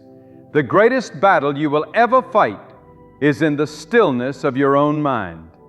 In the midnight hour when no one else is watching, when the voices get loud and the silence gets heavy, that's where your victory is forged. That's where your future is formed. Not in the noise, but in the decision. And you're standing in that decision right now. You can no longer afford to be casual with your thoughts. You cannot afford to keep recycling pain like it's sacred. You cannot keep building your life around fear and calling it being careful. No, it's time to purge the poison. It's time to silence the chaos. It's time to rip out every root of insecurity that's grown in the darkness of neglect. You must choose to elevate, choose to rise, choose to walk into every day like your mind is sacred ground and no lie has permission to live there. Because when you master your mind, you master your days. And when you master your days, you rewrite your destiny. This is not hype, this is not fantasy. This is a truth as ancient as breath itself. As the mind goes, the life follows. That's why the cost of a distracted mind is a defeated life. But the reward of a disciplined mind is a destiny fulfilled. So take hold of your thoughts, wrestle them to the ground if you must. Tear down the strongholds that told you you'll never be enough. Uproot the patterns that kept you small. Burn the bridges to the lies that drained your power and plant new seeds. Seeds of clarity, seeds of strength, seeds of peace. Water them daily with intention. Protect them fiercely with silence. Let the roots go deep, because a renewed mind will carry you where motivation never could. This is your moment. Not next week, not next year. From this moment, the battle inside you stops the instant you declare, "I will no longer bow to anything that drains me." Speak it with every spark in your chest, every steady breath, every honest beat of your heart, and the rules shift. Your stance straightens, your voice steadies, your presence alters, and in that instant you cease to be captive to your thoughts. You become its sovereign. Move forward not from fear, but from absolute command. Walk like someone who knows clarity is not handed to you by chance. Clarity is forged through deliberate inner struggle. Live as one who understands freedom is never accidental. Freedom is born of discipline. And rise as someone who remembers their future depended on a single thing: a mind that finally awakened. Let the blaze in your thoughts reflect the magnitude of your destiny. Never lose sight that your thinking sculpts your world. Protect those thoughts, govern them, and breathe life into them. For when your mind is liberated, nothing stands in your way. Some of you are not worn out because of what you do. You are drained by what you keep rehearsing in your head. You lie awake not from busyness, but because your thoughts run endless laps around fear, failure, and imagined maybes. Tell me, how many possibilities have died inside your mind? How many blessings have been smothered in the cemetery of hesitation? How many doors remain shut because you never reached to turn the handle? There comes a moment when thought must yield to action. That moment is this one. They found her perched on the bridge's edge, not leaping, not sobbing, only staring into the void. Cars rushed past underneath. Life flowed on below, while her spirit stood still. Not stopped by a single tragedy, not flattened by loss, but crushed by the weight of all she had not attempted. Dreams that never drew a breath, ideas that never moved off the page, 1,000 beginnings with no finish. She was not undone by calamity. She was immobilized by her own hesitation. She had become captive to the pause inside her mind. Let me ask you a question that demands honesty from the depths of your soul. How many dreams have died inside you? Not because life crushed them, but because you kept thinking and never moved. There is a hidden suffering few dare to talk about. It's not the suffering of failure. It's the agony of never trying, the torment of potential unfulfilled, the quiet mourning of a life imagined but never lived. You tell yourself you're waiting for clarity, for the right time, for the perfect plan. But deep down you know the truth. You're not waiting, you're hiding. You're protecting yourself from what might go wrong, and in the process, everything that could go right is slipping away. You weren't born to live stuck in your head.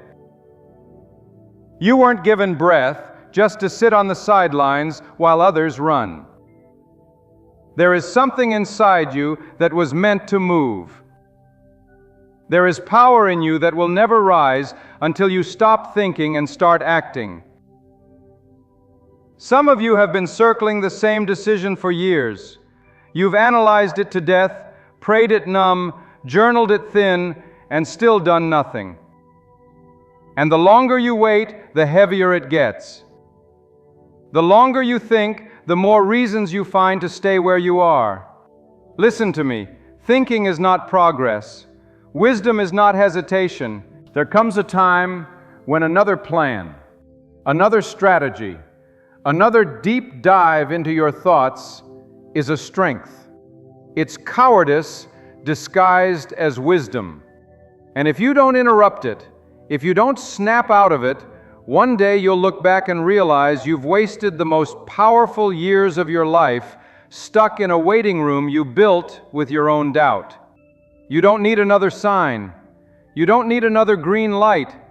What you need is a holy fire in your chest that says, enough. Enough with the delay. Enough with the excuses. Enough with the mental gymnastics. You're not stuck because of life.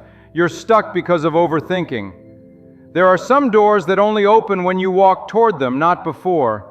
They don't open to contemplation. They don't swing for anxiety. They unlock when motion meets momentum. You're waiting for confirmation, but what if the confirmation comes after you move? What if the miracle is on the other side of your first step? I know what it feels like to be afraid, to have 1,000 voices in your head telling you why it won't work. I know what it's like to feel that if you make the wrong move, it'll all fall apart. But can I tell you something soul-shaking? The real danger isn't in moving forward, it's in standing still. Because stillness breeds decay. Overthinking is not neutral, it's corrosive. It erodes your confidence. It eats away at your courage.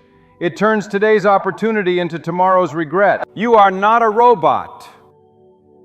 You are not a machine. You are a living, breathing, powerful creation. You were made for movement, for purpose, for change. And no matter how much logic you apply, no matter how many what-ifs you replay, your life will never change until your actions change. You can't solve your way out of fear. You have to do your way through it. Some of you are carrying dreams so big they scare you. It's good. If it doesn't scare you, it's not big enough. But don't let fear lie to you. Don't let it convince you that you're not ready. Don't let it tell you to wait until everything is in place. Let me break it to you with love and fire. The people who change the world are never fully ready. They move anyway. They jump scared. They walk into the unknown with trembling hands and pounding hearts. And somehow, miraculously, things begin to move around them. Because life honors movement, the universe bows to boldness. The energy of momentum creates openings you could never think your way into. Let me ask you, what are you sitting on right now? What have you buried under layers of logic and delay? What vision keeps coming back to you when the world goes quiet? That's your call. That's your assignment. And the longer you think instead of do, the more it rots inside you. You can't hold purpose hostage. It will fight you. It will haunt you.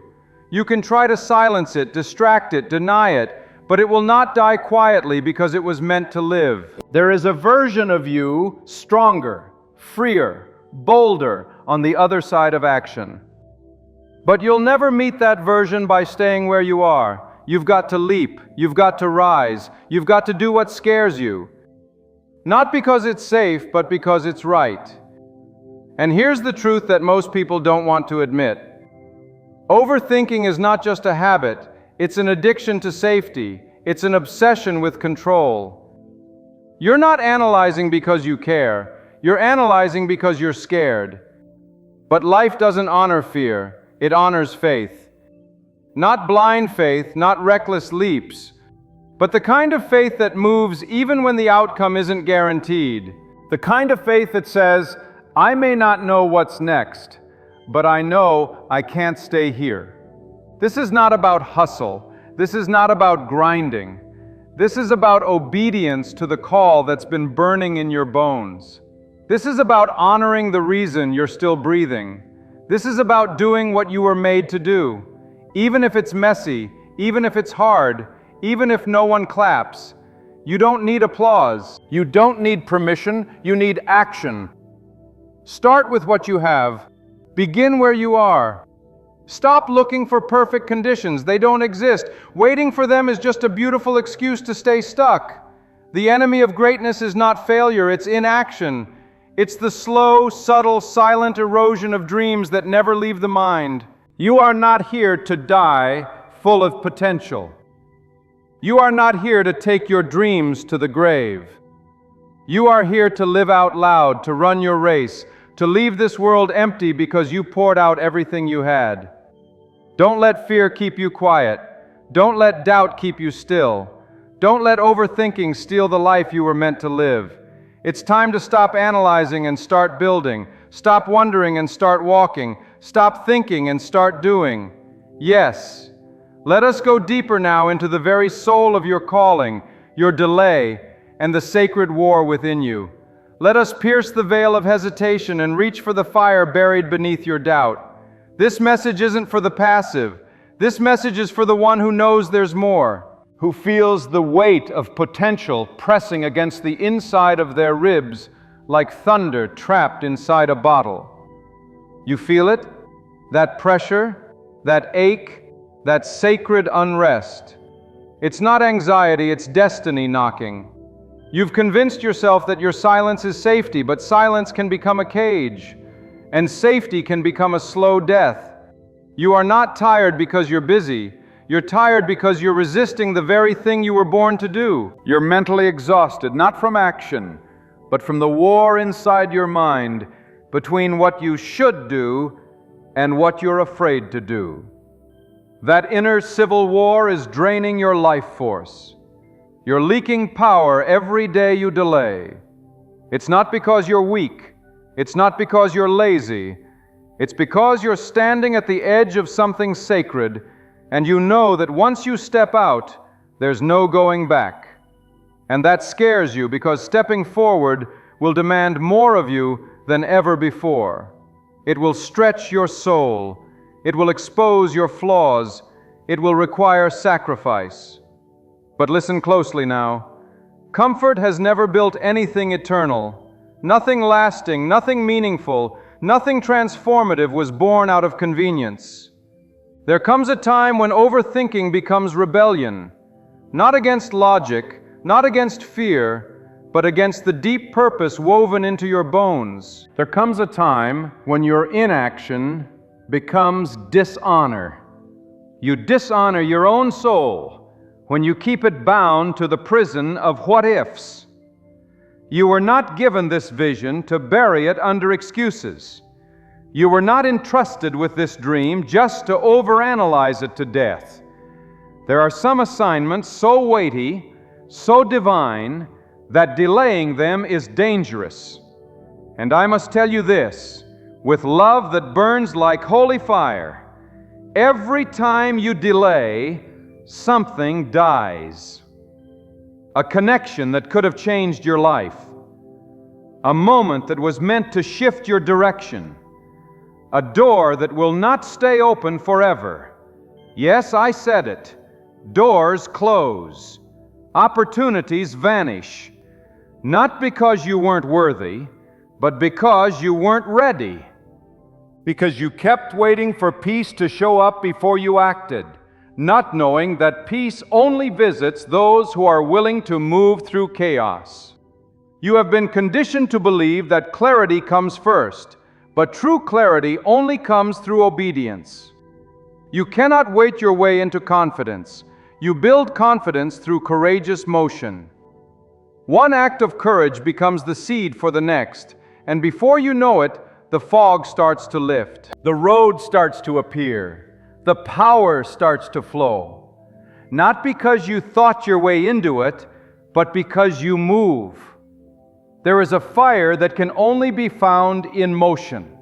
Some breakthroughs are movement activated. They do not come by thinking, they come by stepping. And the longer you sit, the colder that fire gets. You were never meant to live cold. You were never meant to shrink. You were made to burn, to carry the flame of impact, to leave footprints of change wherever your life walks. The world is full of thinkers who never became builders, doers who never dared, dreamers who never delivered. Don't join them. Don't let your life become a monument to what could have been. Don't let your name be remembered as someone who had great ideas but no fruit. What use is a dream never born? What good is a vision that never sees light? You've been asking for signs, but what if you are the sign? What if your very breath, your sleepless nights, your deep ache for more, that is the sign? You don't need thunder to shake the ground. You need one brave decision, one undeniable act, one move that says, I will no longer be defined by my delay. There's a boldness waiting to rise in you, a fierce, unshakable resolve that's been buried under layers of hesitation. But I tell you now, it's time to tear the veil. It's time to interrupt the cycle. It's time to silence the voices of doubt that have taken up permanent residence in your mind. They are squatters, not your masters. You do not owe them another minute. They've robbed enough from you. It's time to evict them with action. And if you fail, then fail forward. Let your failure be proof you lived. Let it be evidence that you dared. But don't let the fear of falling keep you chained to the ground. There are lessons that only come through movement. There is wisdom born only in the wild of obedience. You can read all the books, hear all the teachings, but until you put your hand to the plow, nothing will grow. Start ugly, start unqualified, start unsure. Just start. Because the power is not in perfection. The power is in your presence. When you show up with full heart and trembling hands, something shifts in the atmosphere. Something opens. Something holy awakens in the earth. You weren't designed to have it all figured out. You were designed to walk in faith, not formula. You may feel small, but you're carrying something massive. You may feel unprepared, but you're pregnant with purpose. And if you don't move, you will miscarry the very thing you were created to birth. You've waited long enough. You've sat in the classroom of fear long enough. Now it's time to graduate into purpose. There is someone waiting on the other side of your obedience. Someone you haven't met. Someone who needs the gift inside you, and your overthinking is robbing them too. This isn't just about you anymore. Your delay is a chain reaction of absence. Every time you hold back, something essential is withheld from the world. You are not given breath to analyze life. You are given breath to change it. Don't make your mind a graveyard of what-ifs. Don't let your thoughts become the tomb of your purpose. Set it free. Give it movement. Let it rise. Even if it stumbles, let it live. Even if it shakes. This is not the season for small moves. This is the season to leap. You've been in the wilderness of worry long enough. Now it's time to cross over. And you won't cross by thinking. You'll cross by doing, by daring, by defying the voices that said you couldn't, shouldn't, or weren't enough. What's waiting for you on the other side is not just success, it's alignment, it's peace, it's strength, it's identity. It's that feeling of finally being home inside your own skin because you're living what you were born to do. That feeling does not come through thinking, it comes through action. Stop trying to be ready. Start being real. Start where you are. Use what you have. Give what you can. Trust what you carry. You are enough for the next step. You don't need the full staircase. You just need to move your foot. That's how momentum begins. That's how fear breaks. That's how destinies awaken. Let me tell you one last truth before we continue further. You will never be free until you move. Because freedom is not the absence of fear, it's the presence of courage. And courage isn't something you wait for. Courage is a decision, a defiant decision to say, even if I'm afraid, I won't bow to it anymore. Now let me speak directly to that part of you still holding back, the part that whispers, what if I'm not good enough? Oh, I hear you. That voice is cunning, familiar, disguised as wisdom when it's really fear dressed up in logic. But let me tell you something holy and unshakable. Your worth is not proven by success. Your worth is proven by your willingness to begin. The lie that you must be polished to be powerful has kept too many people paralyzed in potential. You don't need polish, you need permission. And here it is, you are allowed to start messing. Every great movement began with uncertainty. Every story of transformation began with a trembling step. Nobody begins on a mountaintop. They begin in the valley with shaky knees and raw determination. You may not be ready for the whole journey, but you are ready for your next move. And that's all you need. One holy move forward. It will cost you comfort, yes. But comfort has become your prison guard, keeping you away from the life that is screaming to be born through your hands. You are not created to die with ideas still buried in your bones. There is a sacred cry rising from the ground where your dreams lie dormant. They are waiting for you not to think about them, not to talk about them, but to do them. The earth responds to action. The air shifts when you decide. Creation itself leans forward when someone fully wakes up and says, I will no longer wait for perfect conditions. I am the condition. You're looking for a sign. Listen to the urgency in your spirit. That inner fire is not random. It is evidence that you were chosen for something specific, something divine, something only you can do the way you do it. You're not just carrying a gift, you are the gift. But if you bury it beneath your fear, the world is robbed of something only you could bring. And oh, how much beauty has been lost because of silent fear. How many songs unsung, how many books unwritten, how many breakthroughs delayed, not because of outside opposition, but because of inner hesitation. The most dangerous enemy is not out there, it is in the delay of the willing.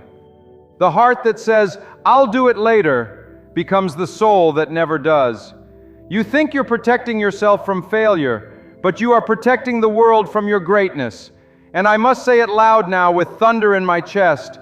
The time for protection is over. The time for release has come. You've been asking the wrong questions. You've asked, "What if I fail?" when you should have asked, "What if I succeed and finally become who I was created to be?" You've asked, "What if I'm not ready?" when you should have asked, "What if this hesitation costs me everything?" You've asked, "What if people judge me?"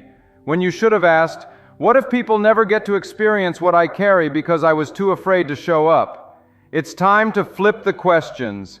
It's time to challenge the challenge, to look the fear in the face and say, "You no longer own me." Because the truth is this: you are not the anxious thoughts, you are not the doubt, you are not the delay. You are the fire behind all of it trying to break free. You are the storm. You are the quake, ready to wake a dry, motionless world. Want a miracle? Move. Miracles often arrive dressed as tiny first steps. That call you keep postponing, the opening paragraph you have not written, the person you need to forgive, the course you keep putting off, those are miracles in seed form. Do not belittle small beginnings. Heaven does not scorn the start, it honors it. The instant you move, unseen help begins to stir. When your feet meet the ground with intention, the atmosphere itself begins to shift. Resources start to find their way to you. Strangers begin to mention your name in places you have never been. Doors that were once solid start to crack open.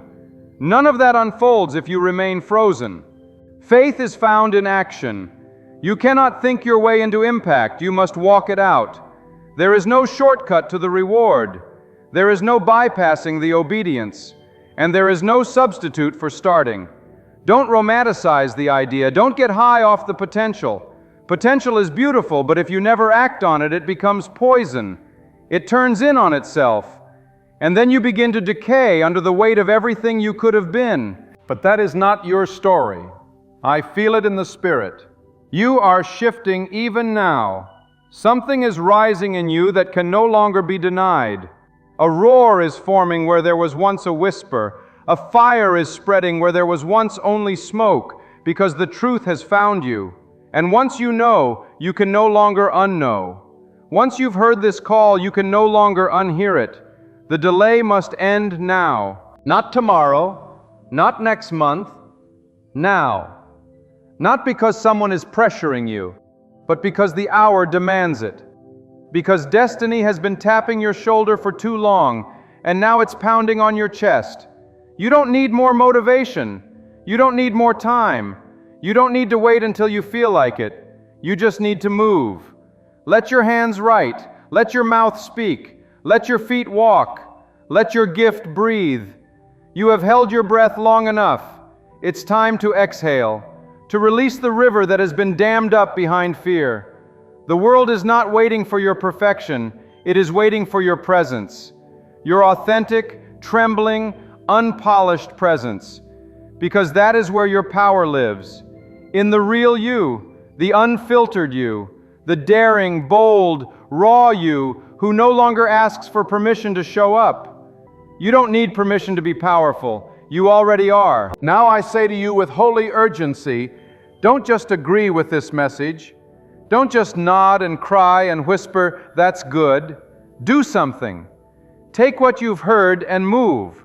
Not next year, not when the kids are grown, not when the bills are paid, not when you're more confident. Now, in your imperfection, in your fear, in your confusion, do it scared. Do it shaking. Do it unsure. But for the love of everything sacred, do it. And when you do, when your action finally matches your inner fire, watch what happens. Watch how your world changes. Watch how strength begins to rise where there was once only hesitation. Watch how boldness flows like a river. Watch how joy comes rushing back. Because joy is not a reward for thinking. So stop overthinking. Start doing. Start now. Start fully.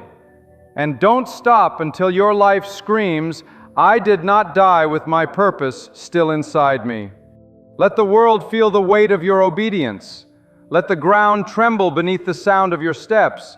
Let your story become proof that delay is not destiny, and that when you move, the impossible bows. And listen to me now, with every fiber of your being. If you don't rise now, if you don't act now, if you don't grab this sacred urgency by the throat and declare enough waiting, then years from now, you will ache in the silence of regret. And let me tell you, regret doesn't whisper. Regret screams. It screams in the quiet hours when the world has gone to sleep and you're left alone with the reality of what could have been. It's not failure that wounds the soul the most. It's the never trying. It's the knowing that you had the power to create, to move, to build, to break chains, and you let it pass you by. But the good news, you still have breath. You still have fire in your lungs. That means there's still time. Time to flip the script. Time to snatch back every moment you gave away to doubt. Time to look that mountain in the eye and say, "You won't intimidate me anymore. I was made for this climb." Time to stop asking the world for validation and start validating yourself through the discipline of action. Because the truth is this, no one can do the work for you. No one can push the boulder up the hill on your behalf. It is your hands, your sweat, your resolve that is the path, that is the way. Not ease, not applause. Grit. Glorious, divine grit. Grit born not from ego, but from sacred purpose. You were born with a destiny engraved in your soul, not meant to be theorized, but activated. And make no mistake, your inaction affects more than just you. It impacts generations.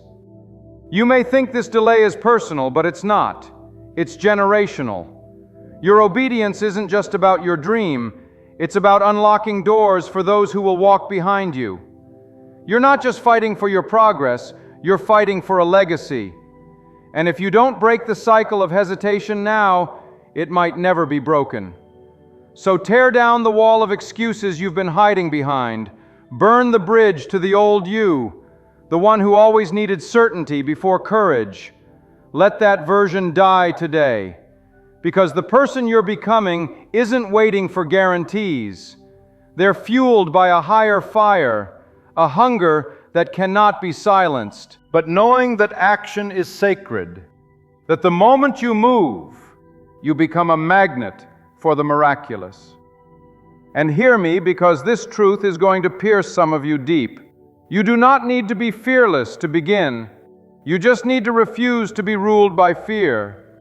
Courage is not the absence of fear. It is walking anyway. It is standing on the battlefield with your knees shaking and your heart pounding, but still lifting your sword, because you know your cause is greater than your comfort. It is doing it while afraid, doing it while unsure, doing it while the critics whisper, because you were not born to be soft, you were born to be bold. Let me tell you what overthinking really is. It is a spiritual war waged in your mind. It is your purpose wrestling with your past, your calling trying to rise above your conditioning. Overthinking is the enemy's most subtle tactic because it looks responsible. It sounds reasonable, but it is deadly. It's a quiet killer. It doesn't strike fast. It wears you down day by day, hour by hour, thought by thought, until your courage is paralyzed under the weight of what if. But I declare this right now: no more what ifs. No more imagining the worst. No more drowning in analysis. From this moment forward, the question is not what if I fail, but what if I fly? Not what if I fall, but what if I soar? There is greatness in your bones, and you've been waiting for permission to access it. But let this truth thunder through your soul. You are the permission. You say you're waiting on the right time, but I say the right time is an illusion used by the hesitant. There is no perfect moment, only the one you decide to own. The clock does not pause while you ponder. Time is not your friend while you delay. You must move now, because hesitation is a thief that wears the mask of wisdom. Look at your hands. These are the hands that can build. These are the hands that can write, can paint, can plant, can heal, can lead. These hands were never meant to be clenched in fear. They were meant to be moving. Look at your eyes. These are the eyes that have seen pain. Yes, but they are also the eyes that can see vision. You've seen enough to know what doesn't work. Now is the time to see differently. To see beyond obstacles and into opportunity. To see not what's in front of you, but what's inside you. And let me remind you, it is powerful. Every revolution began with one person who refused to sit still.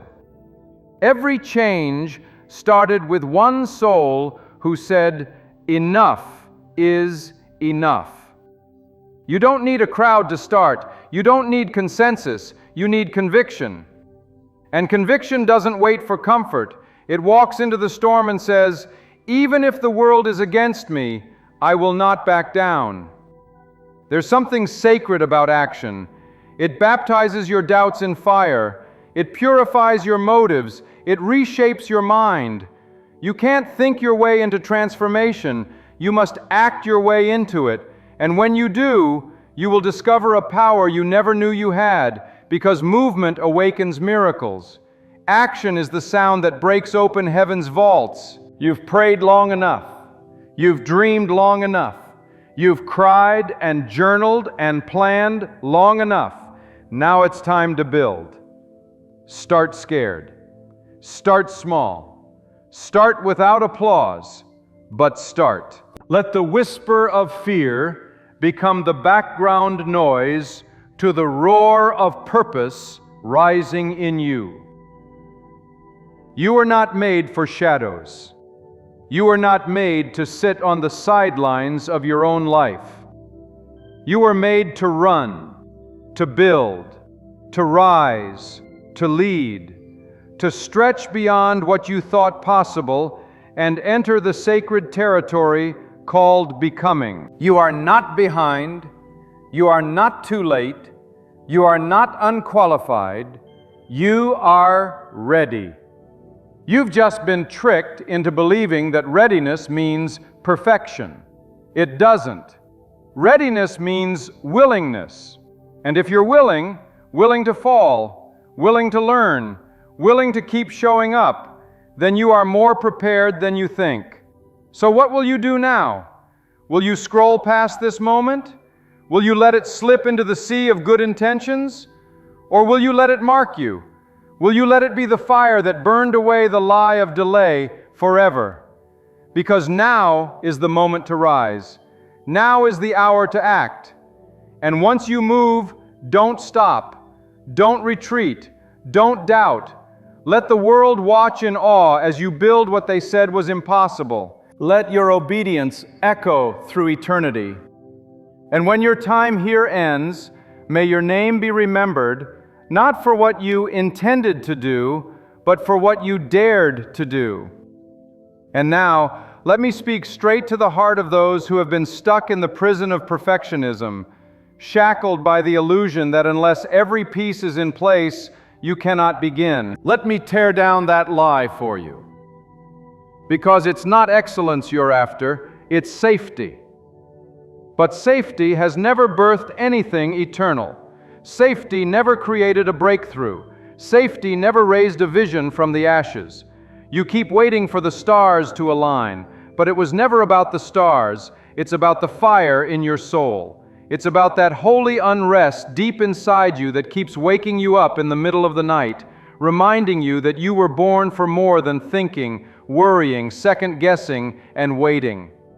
Do not let the fear of making the wrong move paralyze you into making no move at all.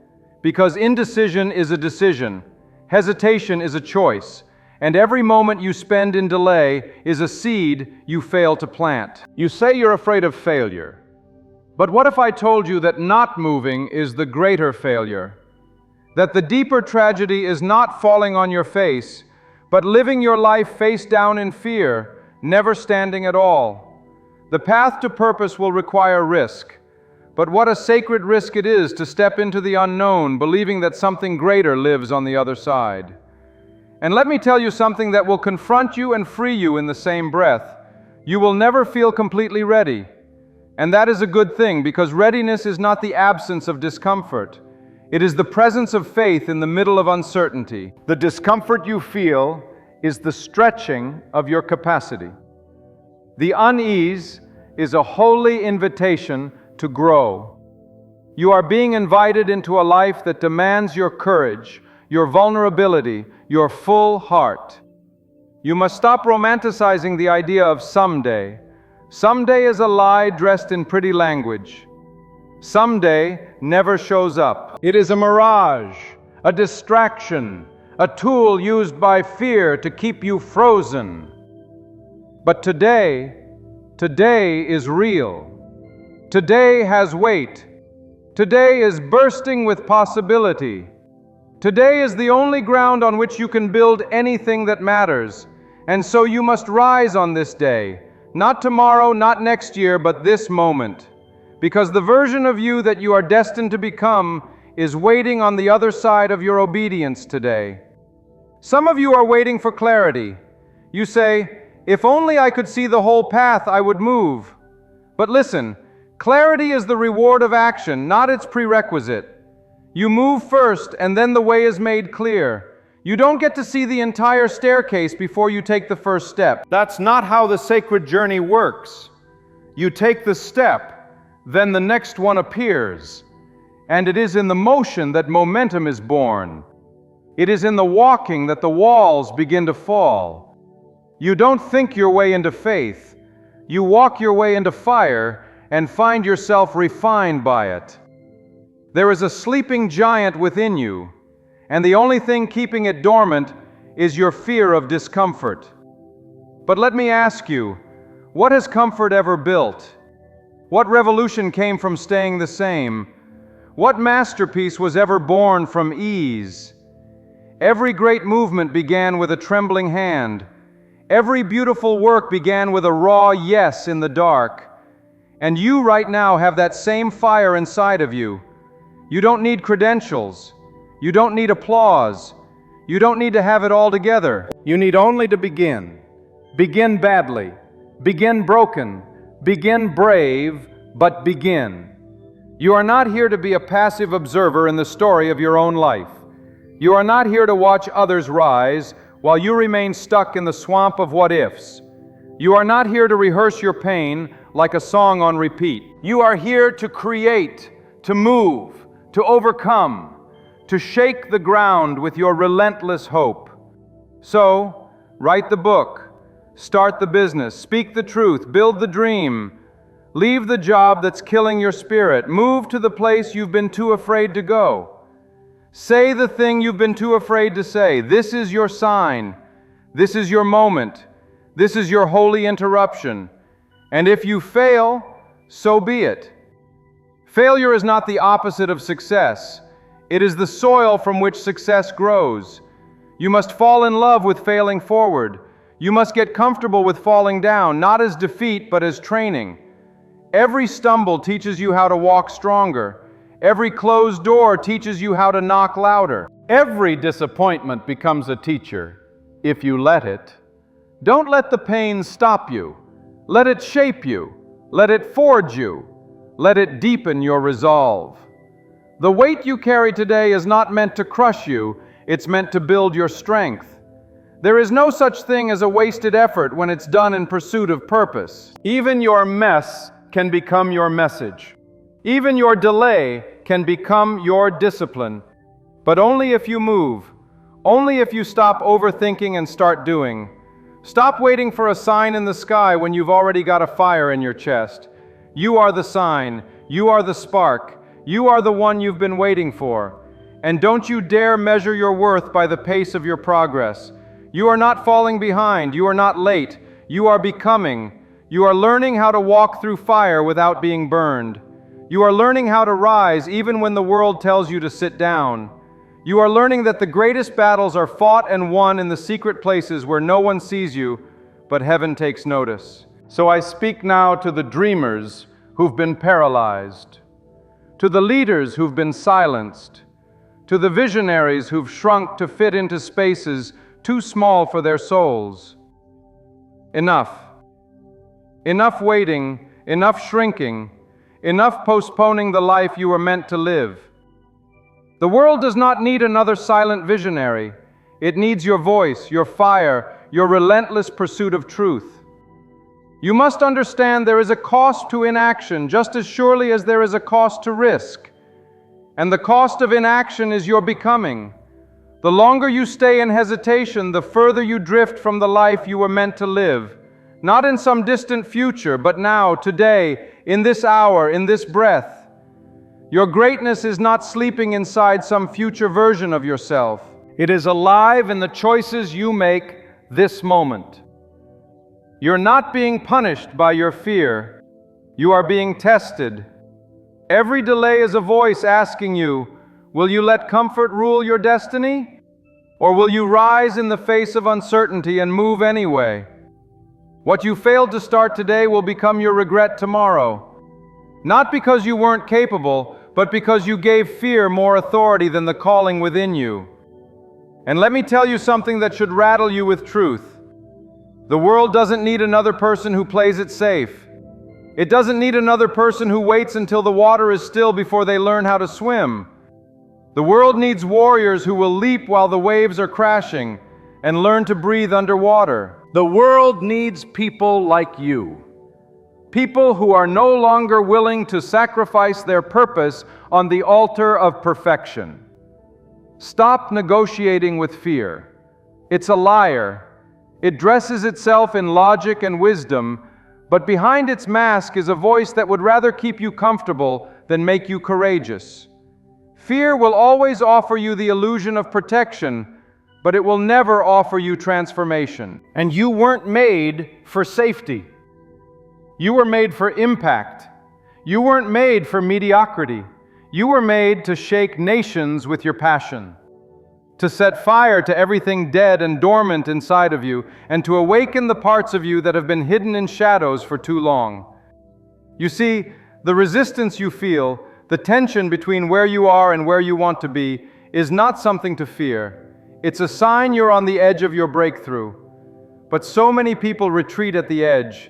They feel the weight, the uncertainty, the stretch, and they interpret it as a sign to stop. But what if the pressure you're under is not meant to crush you, but to birth something inside of you? What if you're not being buried, you're being planted? Some of the most powerful transformations happen in silence, in darkness, where no one sees what's taking root. And it's there, in that quiet war zone of the soul, where decisions are made that change everything. But only if you stop analyzing the soil and trust the seed. Only if you stop waiting for the perfect climate and start digging in the dirt of what you do have right here, right now. You don't need more tools. You don't need more time. You need more trust in your own divine resilience. You need to believe that there's something in you that cannot be shaken, no matter how fierce the storm. Listen to me. You don't get your courage first and then move. You move, and that is what creates your courage. Action is the furnace where boldness is forged. You act, and something inside of you begins to rise. It's not that the fear vanishes, it's that your willingness to move becomes greater than your need for safety. And in that moment, you become unstoppable. Not because you're fearless, but because you've decided that your mission matters more than your emotion, that your calling is louder than your hesitation. So many people keep asking for signs, for confirmation, for someone else to say, "Now is the time." But what if no one comes? What if the very reason you're stuck is because you're still waiting for permission? Let me say this with every ounce of authority in my soul. You don't need permission to walk in purpose. You don't need a panel of opinions to approve your passion. The fire inside you is your confirmation. The unrest in your spirit is your green light. Stop waiting for someone else to awaken your potential. You are the one who must rise. And let us speak now about comparison, because it is one of the greatest thieves of action. You look to the left and to the right, watching others build, others move, others rise. And somewhere along the way, you convinced yourself that their success is a reason for your silence. But comparison is an assassin. It will kill your creativity, silence your momentum, and rob you of the joy that comes from your own journey. You are not here to replicate someone else's calling. You're not here to mirror their steps. You are here to run your own race with fire in your eyes and resolve in your steps. And if you stumble along the way, that stumble is part of the dance. It is not a disqualification. It is a demonstration that you are alive, that you are moving, that you are learning. Your imperfections are not a curse. They are the canvas on which real progress is painted. You do not need to be flawless to be faithful. You do not need to be finished to be effective. You just need to start. Let the fire in your bones consume the excuses. Let the roar inside of you silence the whispers of doubt. Let this be the moment where the overthinking ends and the doing begins. Let this be the hour where hesitation is drowned out by the sound of your first bold, trembling step. You don't need to have all the answers to begin. You need to have the willingness to trust that the answers will find you on the way. Because action is not just about achieving a goal, it's about becoming someone new. Every step forward reshapes your identity. Every move you make chips away at the lies you've believed. And every time you act despite the fear, you teach your soul that courage is stronger than comfort. That purpose is deeper than fear. That the unknown is not your enemy. It is the birthplace of everything miraculous. So now you stand at the threshold. The air is thick with decision. You can almost feel it, can't you? That sacred tension between who you've been and who you were meant to be. That tug deep within, pulling you away from the land of comfort and into the wild, blessed territory of movement. This is not just a moment, it is a summons, a holy cry echoing through the chambers of your soul, saying, "Enough waiting, enough doubting, enough circling the same mountain year after year." You were not created to live in neutral. You were not shaped in the fire just to sit in the ashes. You were not called out of darkness just to remain paralyzed by what might go wrong. You were not given breath to merely exist. You were formed in power, forged in potential, and filled with a spark that refuses to be silenced any longer. That spark is ready to become a blaze. But you must move. You must stop rehearsing your fears and start walking by the inner certainty that you were made for more. It's time to burn the list of excuses. It's time to shut the mouth of hesitation. It's time to silence the critic in your head and stir up the warrior in your spirit. The world doesn't need another person frozen in thought. The world needs someone on fire with purpose. Someone who refuses to sleep through the wake-up call of destiny. Someone who understands that faith is not just believing. It's building even when no one else sees it. It's rising even when your knees are trembling. It's running even when the road ahead is covered in fog. You were meant to build, to rise, to create, to speak, to love, to move, to put your hand to the plow without looking back, to stop mourning over missed opportunities and make new ones, to stop burying your potential beneath anxiety and unleash it in the rawness of action. The life you long for isn't hiding behind the perfect timing. It's waiting for your choice. One choice to start, one choice to believe, one choice to walk straight into the storm instead of standing still for the skies to clear. And when you finally choose, when you quiet the endless noise of doubt and let the sound of action thunder through your veins, everything changes, inside and out. This is the dividing line. This is the instant your future self pleads with you to rise. Don't allow fear to script the rest of your journey. Don't allow hesitation to steal another sunrise. Rise up, draw breath, sharpen your vision, and step forward. Not tomorrow, not when life feels lighter, not when doubt finally quiets, but now, because freedom comes in the doing, victory breathes in movement, and the life you're meant for isn't a thought away, it's one step away. So move, begin, push past every wall of delay, and never glance back.